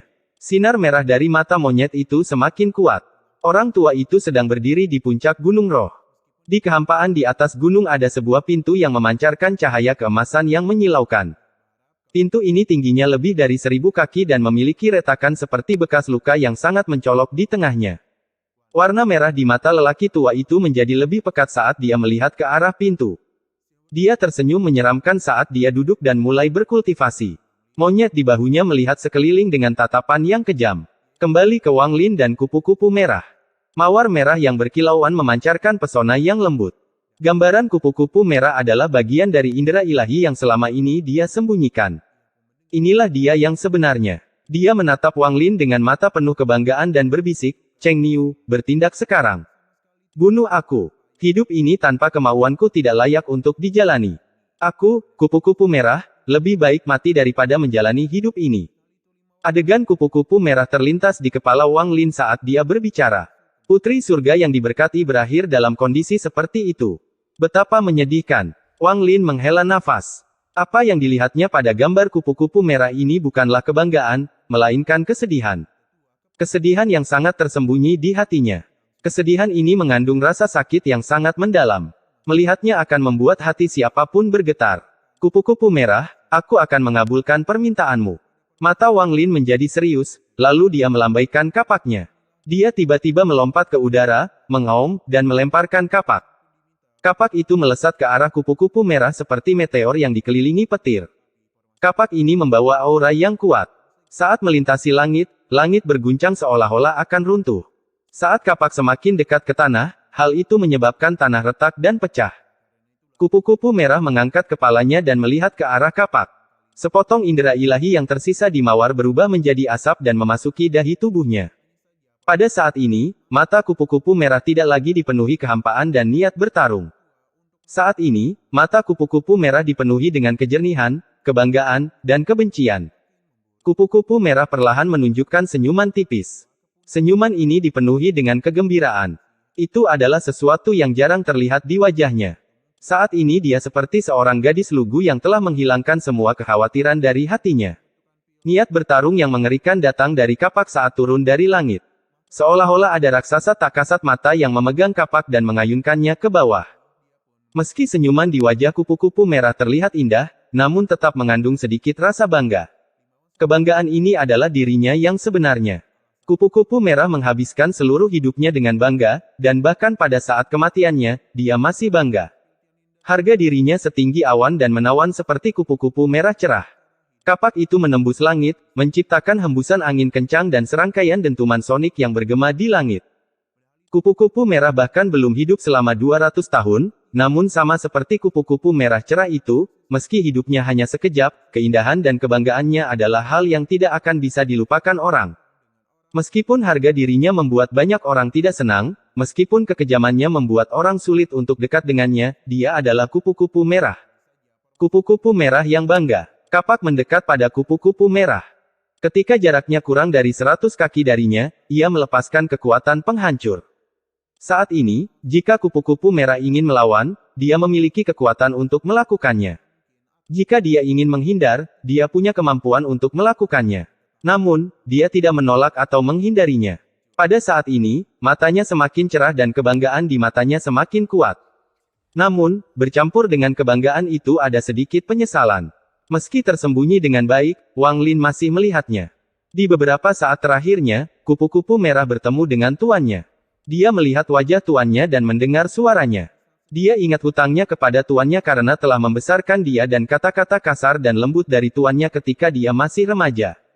Semua ini muncul di matanya. Selain tuannya, ada sosok lain, seorang pemuda yang tampak lemah. Matanya masih lembut saat dia diam-diam memperhatikannya. Setelah melihat sosok ini, kupu-kupu merah memperlihatkan senyuman tipis. Adegan itu masih berkelebat di depan matanya hingga berhenti pada satu sosok. Matanya dipenuhi cinta pada kupu-kupu merah. Dialah yang berani mencuri soul laser apapun konsekuensinya. Selamat tinggal. Senyuman kupu-kupu merah perlahan membeku. Kapaknya telah tiba. Mawar merah sebelum kupu-kupu merah mengeluarkan cahaya yang menyilaukan saat kelopaknya terbang satu per satu. Aliran darah keluar dari mulut kupu-kupu merah dan matanya perlahan meredup, namun rasa bangga yang mendalam di antara kedua alisnya tidak melemah. Tahun depan, saat bunga bermekaran, akan ada ladang mawar di planet Suzaku. Akan ada mawar biru yang mekar di dataran utara. Wang Lin, itu hadiahku untukmu. Mawar yang kehilangan kelopaknya hanya tinggal batangnya saja. Saat kapak mendekat, kapak itu roboh dan lenyap. Tanda merah muncul di antara alisnya saat darah keluar. Kelihatannya sangat mengejutkan. Kupu-kupu merah, kamu akan menghadapi satu cobaan dalam hidupmu. Ini akan menjadi ujian hidup dan mati. Jika Anda melewatinya, maka sisa hidup Anda tidak akan ada masalah. Jika tidak bisa melewatinya, maka semuanya akan hilang. Guru menggunakan hidupnya untuk membantu Anda meramalkan hal ini, jadi harap berhati-hati. Kupu-kupu merah, aku khawatir persidanganmu akan berhubungan dengan Cheng Niu. Dia tidak bisa dibiarkan hidup. Kupu-kupu merah berlumuran darah dan penglihatannya menjadi merah. Tuan, Anda sudah meramalkan ujian kupu-kupu merah, tapi sayangnya, Anda hanya melihat orang yang terjebak di tengah dan bukan Qian Feng, yang merupakan ujian saya yang sebenarnya. Kapak itu menembus tubuh kupu-kupu merah dan mendarat di tanah. Itu menciptakan lubang yang dalam di tanah dan asap hitam perlahan keluar dari lubang itu. Retakan muncul di armor Red Butterfly. Retakan itu perlahan menyebar hingga menutupi seluruh armor. Dia menutup matanya dan tubuhnya meledak menjadi kabut darah. Angin sepoi-sepoi menebarkan kabut darah, menyebabkan kristal darah kecil menutupi area tersebut. Putri terberkati surga, kupu-kupu merah, meninggal. Wang Lin, bantu aku. Bunuh Qian Feng. Tolong. Wang Lin melayang di udara dan merenung dalam diam. Dia mengangkat kepalanya dan sepertinya telah mendengar pesan terakhir kupu-kupu merah. Betapapun menawannya kupu-kupu. Meski pendek, namun keindahan kupu-kupu itu terpatri di hati manusia hingga sulit untuk dilupakan. Kupu-kupu merah mati, hanya menyisakan sepotong batu giok dan sol laser. Kedua benda ini melayang di sana, mengeluarkan aura kesepian. Wilayah Qian Feng adalah keinginan yang tak ada habisnya. Dia ingin melahap segalanya, untuk mendapatkan segalanya. Sebenarnya, bagaimana domain bisa dilahap? Apa yang diinginkan Qian Feng adalah momen terhubung dengan surga ketika seseorang memahami wilayah kekuasaannya.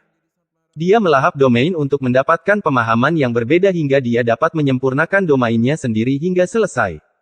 Informasi di batu gioknya adalah apa yang dipelajari kupu-kupu merah dengan mengamati Qian Feng dalam beberapa tahun terakhir ini. Episode 458 semua berkumpul. Wang Lin diam-diam menyaksikan tubuh Red Butterfly bertebaran. Setelah selesai, dia menghela nafas, mendarat di tanah, dan melambaikan tangan kanannya. Kapak itu terbang kembali kepadanya dan dimasukkan kembali ke dalam tas pegangannya. Kemudian dia mengulurkan tangan dan mengambil sol laser dari langit. Setelah memeriksanya dengan cermat, dia memasukkannya ke dalam tasnya juga. Ada seutas indera ilahi tingkat ascendan pada sol laser yang tidak bisa dihilangkan Wang Lin untuk saat ini. Tapi selama dia memegangnya, dia yakin bahwa setelah semua ini selesai, dia dapat menggunakan bendera 1 miliar jiwa-jiwa untuk menghancurkan indera ilahi yang tersisa di sana dan benar-benar mendapatkan sol laser. Setelah melakukan semua ini, Wang Lin melihat sekali lagi ke tempat di mana kupu-kupu merah menghilang dan menggelengkan kepalanya. Kemudian dia mengambil satu langkah dan tubuhnya menghilang. Dia mulai menyerbu menuju Gunung Roh di kejauhan. Pada saat ini, awan merah Yun Kuei-zi sedang bergegas melewati Gunung Roh dan tiba langsung di puncak gunung. Sesampainya di sana, awan merah berubah menjadi angin puting beliung dan turun ke puncak gunung. Yun Kuei-zi keluar dari tornado merah dan Zhou Wutai dengan hormat mengikutinya keluar. Yun Kuei-zi melihat lelaki tua itu duduk di puncak gunung dengan monyet kecil di bahunya. Dia sedikit mengernyit, tapi kemudian dia melihat lebih dekat dan ekspresinya berubah. Yun Kuei-zi menatap lelaki tua itu dan berkata, "Saya ingin tahu rekan kultivator mana yang akan mendapatkan kepemilikan. Mengapa tidak datang dengan tubuh aslimu?" Orang tua itu membuka matanya. Dia dengan santai melihat ke arah Yun Kuei-zi dan berkata, "Kamu dan aku tidak mengenal satu sama lain, jadi mengapa penting jika aku datang dengan tubuh asliku atau tidak? Atau apakah kamu pikir kamu bisa mengenali lelaki tua ini?" Monyet kecil itu memekik ke arah Yun Kuei-zi dan matanya bersinar merah. Mata Yun Kuei-zi tampak tenang saat dia melihat ke arah monyet itu dan kemudian dia tersenyum. Jadi itu boneka. Mata lelaki tua itu menjadi merah saat dia menatap Yun Kuei-zi. Tepat pada saat ini, monyet di bahu lelaki tua itu memekik, warna merah menghilang dari mata lelaki tua itu, dan dia berkata, "Saya mau lihai." Dengan itu, niat jahat melintas di matanya sebelum dia menutupnya dan melanjutkan kultivasinya. Meskipun orang ini sepertinya berada pada tahap akhir transformasi jiwa, ada perasaan misterius tentang dia. Orang normal tidak akan bisa mendeteksi hal ini. Hanya orang yang telah mencapai tahap ascendan yang dapat merasakan ini dengan jelas. Orang ini bukan dari planet Suzaku. Yun Kuei-zi menatap lelaki tua itu sekali lagi sebelum menarik pandangannya. Dia kemudian melihat ke pintu raksasa itu dan merenung dalam diam. Dengan pemahamannya tentang makam Suzaku, dia merasa sangat terkejut sepanjang perjalanan ke sini. Ini benar-benar berbeda dari apa yang Suzaku katakan sebelumnya. Bentuk kehidupan itu jelas dibentuk oleh kekuatan misterius dari cultivation planet kristal. Dari ingatannya, Suzaku sebelumnya memberitahunya bahwa makhluk hidup itu hanya muncul di bagian dalam makam Suzaku. Namun, Gunung Roh itu masih sama. Pintu itu adalah satu-satunya jalan menuju makam Suzaku pertama. Kristal planet kultivasi disimpan di dalam makam Suzaku pertama. Namun, pintu ini tidak mungkin dibuka tanpa cultivation planet heart. Jika dia ingin masuk, dia harus menunggu sampai kehancurannya sampai tingkat tertentu. Saat Yun Kuei-zi memeriksa pintu, ekspresinya sedikit berubah. Dia melihat ke dasar gunung roh dan kemudian menarik pandangannya. Tak lama setelah itu, sosok Qian Feng dengan cepat berpindah dari dasar gunung roh ke puncak. Ketika dia muncul, dia dengan sangat hati-hati menatap Yun Kuei-zi. Kemudian dia pindah ke samping dan menemukan sudut untuk duduk. Tidak butuh waktu lama sebelum beberapa orang datang. Dua di antaranya adalah dukun berdaun 8. Ketika mereka tiba dan melihat Yun Kuei-zi, mereka sangat senang. Mereka segera menghampirinya dan berdiri di sampingnya dengan ekspresi hormat. Ada juga seorang kultivator yang datang. Dia mengenakan jubah biru serta topeng ganas yang menutupi wajahnya. Topeng itu mengeluarkan aura biru yang menghalangi indera ilahi untuk masuk. Setelah dia sampai di puncak gunung, dia melihat sekeliling dan kemudian diam-diam duduk di samping. 1 jam kemudian, 3 sinar cahaya melintasi langit menuju ke sini, tetapi saat ketiga sinar cahaya itu semakin dekat, seluruh gunung roh berguncang. Pintunya juga bergetar hebat dan lebih banyak retakan muncul di sana. Pada saat ini, tidak hanya gunung roh yang berguncang, tetapi seluruh makam Suzaku pun berguncang. Mirip dengan kejadian pertama, sejumlah besar bumi runtuh dan sejumlah besar retakan muncul di mana-mana. Langitnya sama, keruntuhan terjadi di mana-mana. Ketiga sinar cahaya tersebut tidak pernah sampai ke gunung roh karena ketiganya mati di celah yang tampak dekat dengan mereka. Guncangan kali ini berlangsung lebih lama dari sebelumnya. Itu berlangsung selama 30 napas sebelum berhenti. Selama waktu ini, seluruh bagian luarnya runtuh ke dalam kehampaan yang dipenuhi celah berbahaya. Masih ada para kultivator yang mencoba memasuki makam Suzaku di kaki Gunung Suzaku, namun semua orang yang masuk langsung terbunuh oleh celah tersebut. Lambat laun, semakin banyak orang yang masuk, namun sepertinya makam Suzaku telah kehilangan batasan yang menghalangi orang untuk masuk. Setelah beberapa saat, beberapa kultivator menyadari ada sesuatu yang tidak beres. Akhirnya menjadi terlalu aneh dan tidak ada yang berani memasuki bagian itu lagi. Di mata mereka, lorong itu telah menjadi binatang iblis yang melahap para kultivator. Jika Anda masuk, Anda akan mati. Di Gunung Roh di tengah makam Suzaku, semakin banyak retakan muncul di pintu dan beberapa retakan saling terhubung. Setelah guncangan selesai, mata Yun Kuei-zi berbinar dan dia melihat ke pintu. Kemudian dia mengaktifkan energi spiritual surgawi dan melambaikan tangan kanannya. Sebuah cetakan tangan raksasa tiba-tiba muncul dan mendarat di pintu. Dengan sekali tekan, pintunya bergetar, tetapi retakan di atasnya tidak bertambah dan cetakan tangannya menghilang. Yui Kuei-zi mengerutkan kening dan dengan murung menunggu keruntuhan berikutnya. Namun, tatapannya sesekali memandang ke kaki gunung seolah sedang menunggu sesuatu. Saat ini, sosok ungu berjalan dari kaki gunung. Orang ini adalah seorang wanita berkerudung ungu. Dia tidak sendirian. Yang mengikutinya adalah 4 lelaki tua dengan tato bercahaya di dahi mereka. Setiap orang tua berada pada tahap akhir formasi jiwa dan ada banyak luka di tubuh mereka. Wanita ini adalah Zixin. Alasan dia dan Zhou Wutai bisa tiba di sini sendirian adalah karena keduanya memiliki beberapa boneka tato. Boneka tato ini diberikan oleh Yun Kuei-zi untuk perlindungan. Setelah melihat Zixin, Yun Kuei-zi mengangguk dan memberi isyarat padanya untuk datang. Zixin menarik napas dalam-dalam saat dia melihat Qian Feng di sudut dengan kebencian yang mendalam di matanya, lalu dia berjalan ke Yun Kuei-zi. Setelah Zixin tiba, mata Qian Feng tidak pernah lepas darinya. Ekspresinya sangat jelek dan dia mengungkapkan niat membunuh yang kuat. Ketika dia melihat ke arah Zixin, ada kilatan perjuangan yang menyakitkan di matanya.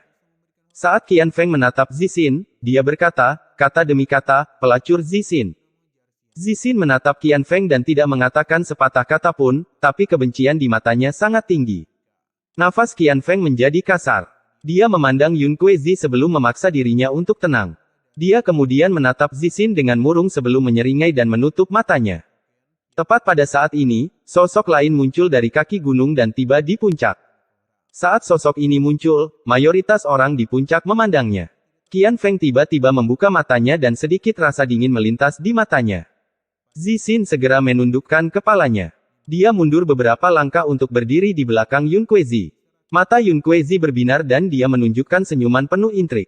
Zhou Wutai menghela nafas. Dia mengejar Wang Lin sebelumnya untuk memberitahunya sesuatu. Namun, dia tidak menyangka akan bertemu Yun Kuei-zi. Orang yang sampai di puncak gunung adalah Wang Lin. Setelah Wang Lin tiba, mata lelaki tua dengan monyet kecil itu memerah sejenak. Dia menatap Wang Lin dan tersenyum menyeramkan. Monyet kecil di bahunya memandang Wang Lin dengan tatapan penuh permusuhan yang tak tersembunyi. Orang yang memakai topeng juga menoleh untuk melihat Wang Lin. Matanya dipenuhi kebingungan dan kemudian kejelasan. Dia mengangguk pada Wang Lin dan tidak mengucapkan sepatah kata pun. Wang Lin tampak berantakan sekarang. Pakaiannya sangat usang. Tadi, saat hendak mendaki gunung, terjadi keruntuhan kedua. Ia kesulitan dengan semua retakan yang muncul, sehingga pada akhirnya ia menggali lubang di sisi gunung dan tidak berani keluar hingga keruntuhan selesai. Jika dia tetap berada di udara, dia akan mati. Saudara Wang, Cheng Niu, Wang Lin. 3 panggilan berbeda datang dari orang berbeda di puncak gunung.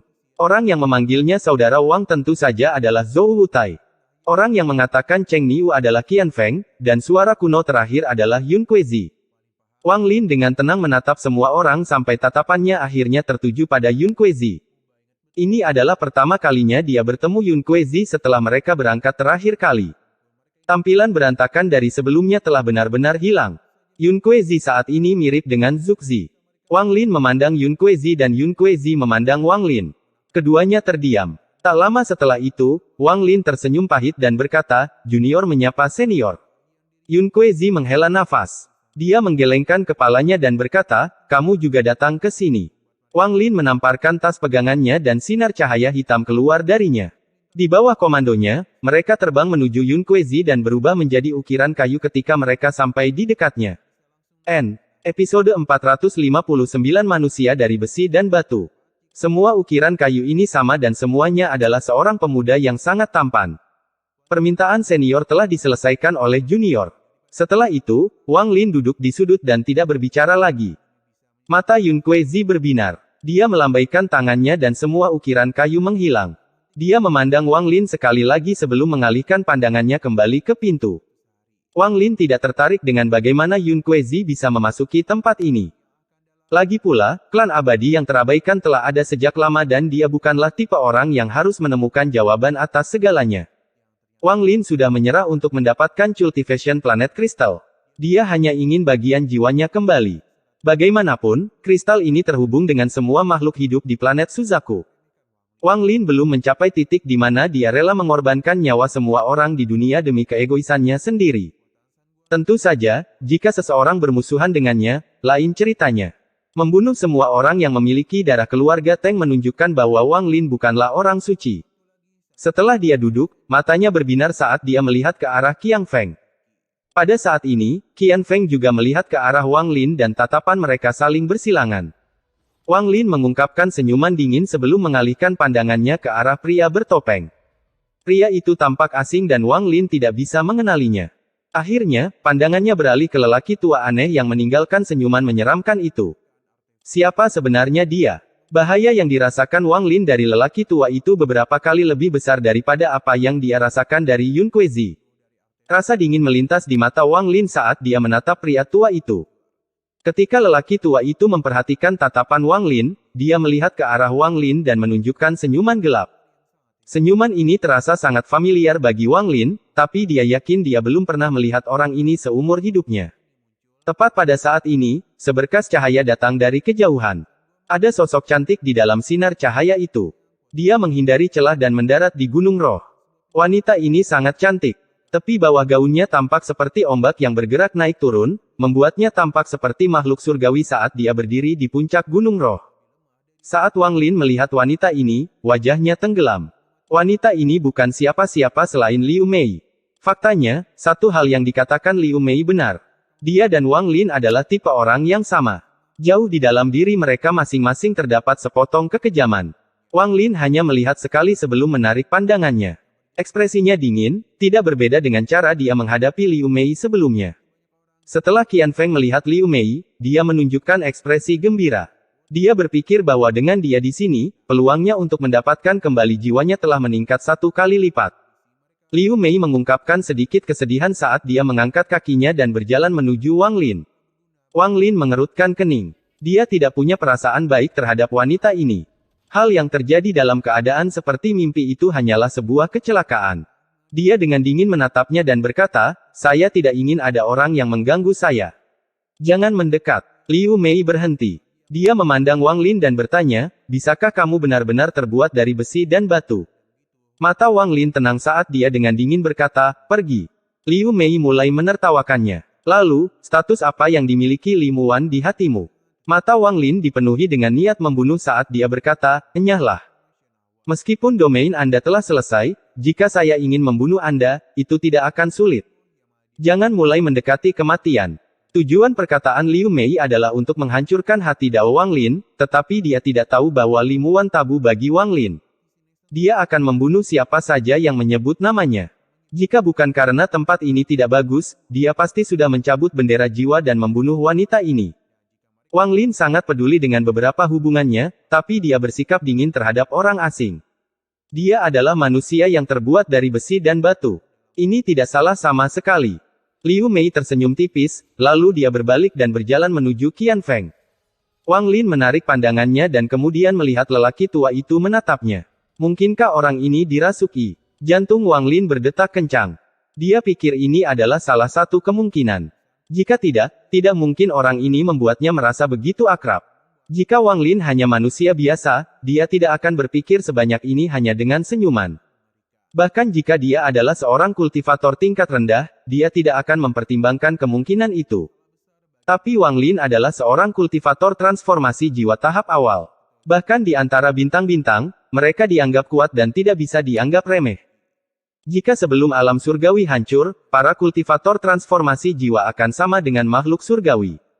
Tubuh mereka terbuat dari energi spiritual surgawi dan mereka akan memiliki indera misterius. Perasaan ini sangat aneh. Hanya para kultivator kuat yang bisa merasakan ini. Jika tingkat kultivasi seseorang cukup tinggi, hanya dengan berpikir, mereka akan secara samar-samar melihat kejadian di masa depan. Kemisteriusan teknik ini tidak mungkin dijelaskan. Saat ini, Wang Lin merasakan hal ini. Dia tahu dia tidak salah. Senyuman menyeramkan itu sangat familiar. Saya telah berkultivasi selama 600 tahun dan bertemu banyak musuh, tapi ada satu musuh yang bisa membuat saya merasa seperti ini hanya dengan senyuman. Hanya ada satu. Meskipun Wang Lin tampak tenang di permukaan, hatinya kacau. Dia menarik napas dalam-dalam dan menundukkan kepalanya. Kemudian pupil matanya menyusut dan matanya menunjukkan sedikit ketakutan. Iblis Tusi, Tuo Sen. Wang Lin merasakan tubuhnya menjadi dingin. Ketika berbicara tentang orang-orang yang paling ditakuti Wang Lin di planet Suzaku, Zhuxi bahkan bukanlah orang nomor satu. Tempat nomor satu adalah milik pemuda seperti iblis yang ia buat marah di tanah dewa kuno ketika ia hanya seorang kultivator formasi inti, Tuo Sen. Warisan dewa kuno dibagi menjadi dua, warisan kekuasaan dan warisan pengetahuan. Di antara kedua warisan tersebut, warisan ilmu berisi semua ilmu Tusi, seperti cara menjadi dewa kuno, taktik dewa kuno, dan banyak lagi. Bahkan ada peta bintang raksasa dalam ingatan Tusi.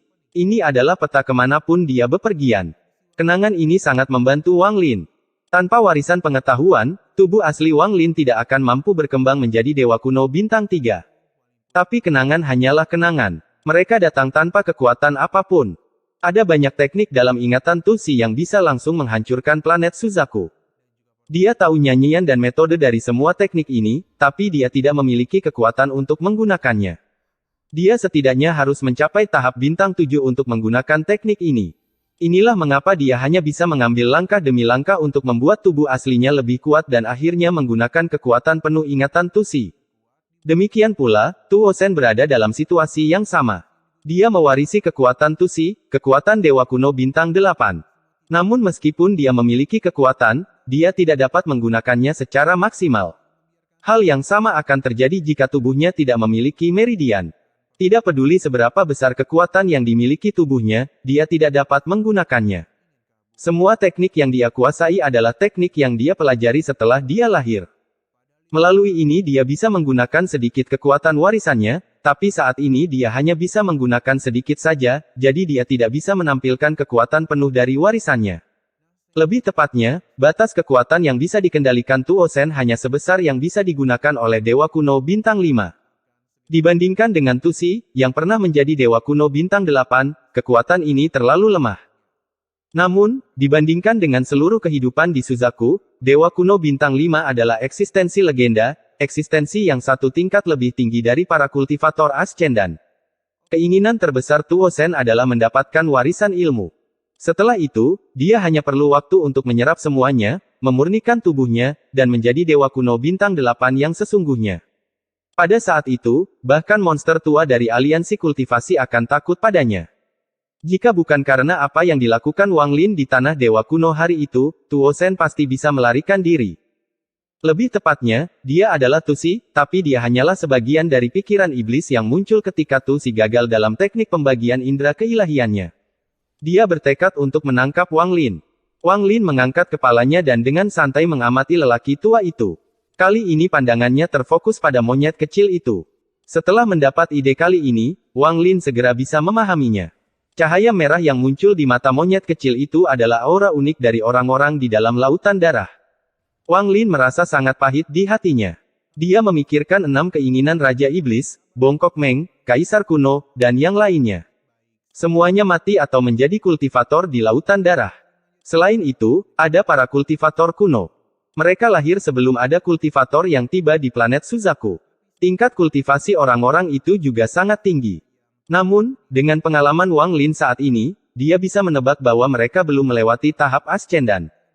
Itu pasti karena adanya pembatasan yang dibuat oleh negeri Dewa Kuno yang mencegah peningkatan tingkat kultivasi mereka selama bertahun-tahun.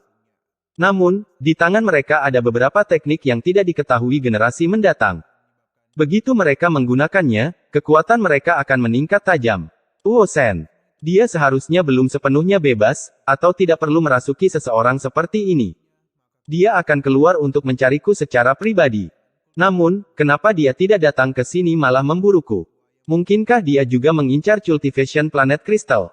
Hati Wang Lin bergetar. Mungkinkah kristal planet kultivasi dapat membebaskannya sepenuhnya dari belenggu Tanah Dewa Kuno? Mata Wang Lin berbinar. Tepat pada saat ini, Gunung Roh mulai berguncang sekali lagi dan serangkaian suara gemuruh bergema dari langit. Keruntuhan terjadi untuk ketiga kalinya. Sejumlah besar bagian dalam makam Suzaku runtuh menjadi celah yang tak terhitung jumlahnya. Kultivator dan anggota klan abadi yang terbengkalai yang tidak dapat menemukan Gunung Roh semuanya mati. Episode 460 Pria Kekar Berlapis Baja Logam.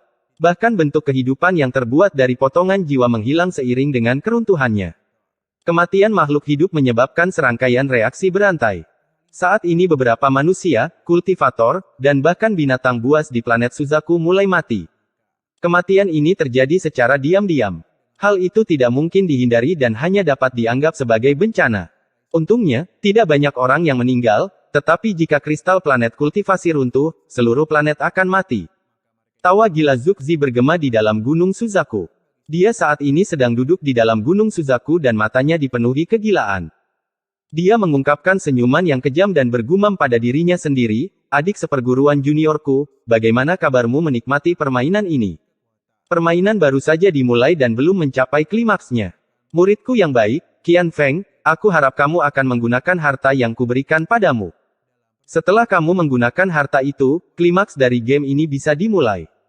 Di Gunung Roh di bagian dalam makam Suzaku, keruntuhan kali ini berlangsung selama 60 napas. Semakin banyak retakan muncul di pintu, menutupi hampir seluruh pintu. Tepat pada saat ini, Yun Kuezi tiba-tiba bergerak dan muncul di samping pintu raksasa. Lalu topi jerami muncul di tangannya. Dia memukul topi jerami itu dan topi itu segera tersebar menjadi tato yang tak terhitung jumlahnya. Semua tato itu bersinar terang saat menabrak pintu seperti meteor. Serangkaian suara gemuruh terdengar dari pintu dan retakan dengan cepat bertambah. Yun Kuezi dengan keras berteriak, "Serang!" Keduanya dari klan abadi yang tertinggal dengan cepat terbang ke udara dan menyerang pintu. Tepat pada saat ini, mata lelaki tua itu mulai bersinar merah dan menunjukkan seringai penuh penghinaan. Dia mengarahkan tangannya ke udara dan berkata, "Keserakahan, ketidaktahuan." Saat dia mengucapkan kata-kata itu, dua anggota klan abadi yang menyerang tiba-tiba mulai gemetar. Mata mereka mengeluarkan cahaya iblis dan aura hijau dan ungu mulai mengalir keluar dari tubuh keduanya. Orang tua itu lalu berkata, "Meledak." Dengan dua ledakan, dua anggota klan abadi yang terbengkalai meledak dan gelombang kejut bertabrakan dengan pintu. Saat Wang Lin melihat mantra ini, dia mengenalinya sebagai mantra Raja Iblis 6 Keinginan. Pintu itu bergetar hebat setelah dua anggota klan abadi yang tertinggal meledak dan lebih banyak retakan muncul di sana. Yun Kuezi tiba-tiba berbalik dan menatap lelaki tua itu. Dia mendengus sebelum mengeluarkan suara gemuruh dan menekan pintu. Bang! Ledakan yang menghancurkan surga bergema di seluruh makam Suzaku.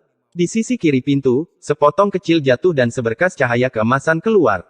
Itu menembus ke langit dan tetap di sana. Yun Kuezi terbang ke dalam lubang di bawah sinar lampu merah, lalu lelaki tua itu segera mengikutinya masuk. Kemudian orang-orang yang tersisa di Gunung Roh mengaktifkan berbagai mantra dan menyerbu ke dalam. Wang Lin adalah orang keempat yang memasuki lubang itu.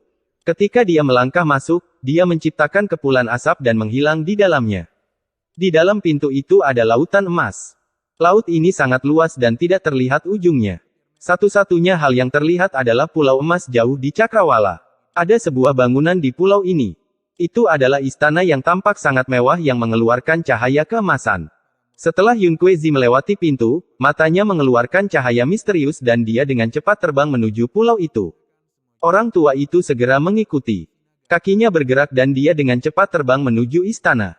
Dia hanya berjarak sekitar 300 kaki di belakang Yun Kuezi. Mata monyet di bahunya bersinar terang dan menunjukkan ekspresi gembira. Adapun orang lain, baik Qian Feng dan Liu Mei terbang menuju pulau dengan kecepatan tinggi. Zhou Wutai dan Zi Xin sedikit ragu. Mereka melambat dan tidak terburu-buru untuk berada di depan. Adapun orang yang memakai topeng, dia bahkan tidak melihat ke pulau melainkan melihat ke laut di bawahnya dan mulai merenung. Sosok Wang Lin bergerak seperti kilat menuju istana.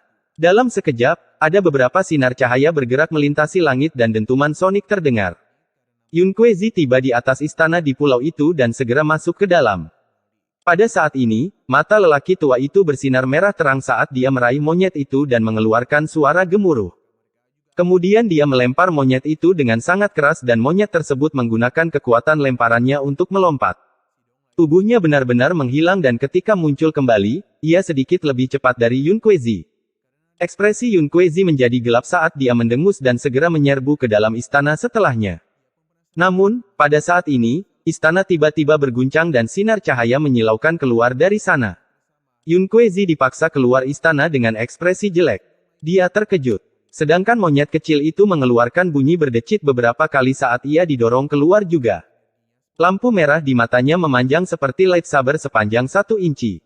Kelihatannya sangat mengejutkan. Monyet itu tidak kembali ke orang tua itu. Ia duduk di sana dan menatap istana dengan kejam.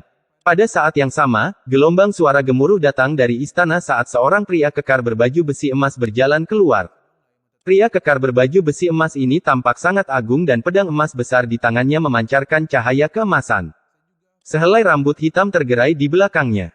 Dengan satu lompatan, dia sampai di atas istana. Dia dengan dingin memandang semua orang dan mengayunkan pedangnya. Seluruh lautan emas bergemuruh saat gelombang besar menerjang pulau. Dalam sekejap mata, pulau itu tenggelam oleh lautan emas dan menghilang. Ekspresi Yun Kuezi jelek. Dia akan tenggelam ke laut emas ketika pria kekar berbaju emas mengayunkan pedangnya. Gelombang energi pedang sepanjang 100 kaki menghantam Yun Kuezi. Yun Kuezi meraung. Rambutnya mulai bergerak tanpa angin dan dia menunjuk ke udara. Lampu merah muncul di tempat dia menunjuk dan bertabrakan dengan energi pedang. Dengan keras, tubuh Yun Kuezi bergerak seperti meteor ke laut dan menghilang. Pria kekar dengan baju besi emas tidak mengejar tetapi mengarahkan pandangannya ke arah monyet kecil itu. Energi pedang berkumpul di pedang emasnya dan dia hendak mengayunkannya. Mata monyet kecil itu mulai bersinar lebih merah.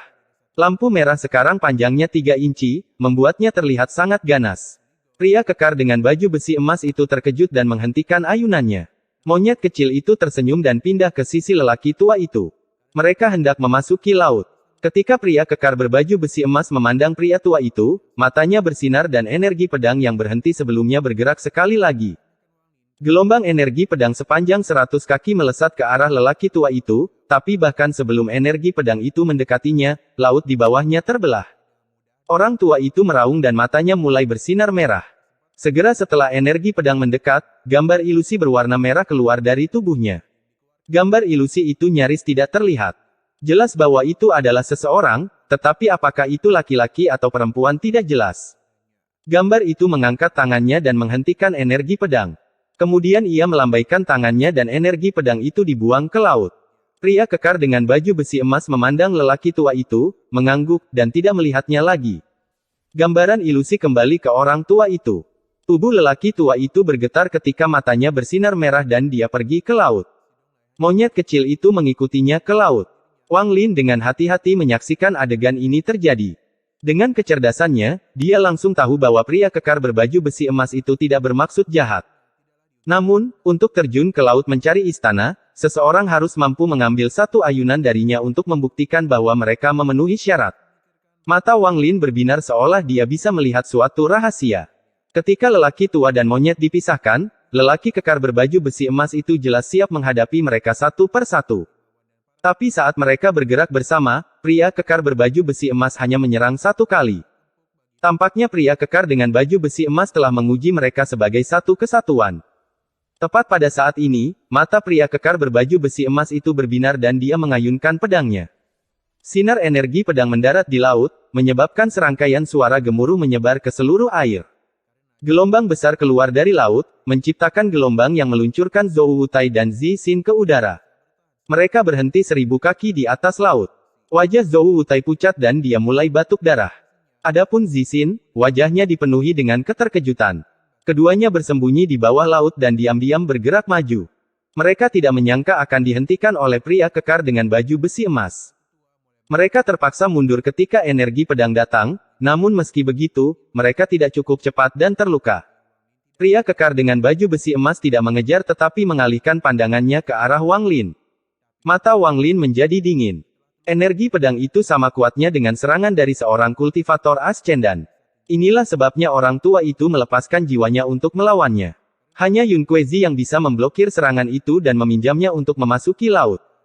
Namun, pria kekar dengan baju besi emas ini tidak memiliki niat buruk, jika tidak, Zhou Wutai dan Zi Xin tidak mungkin hidup saat ini.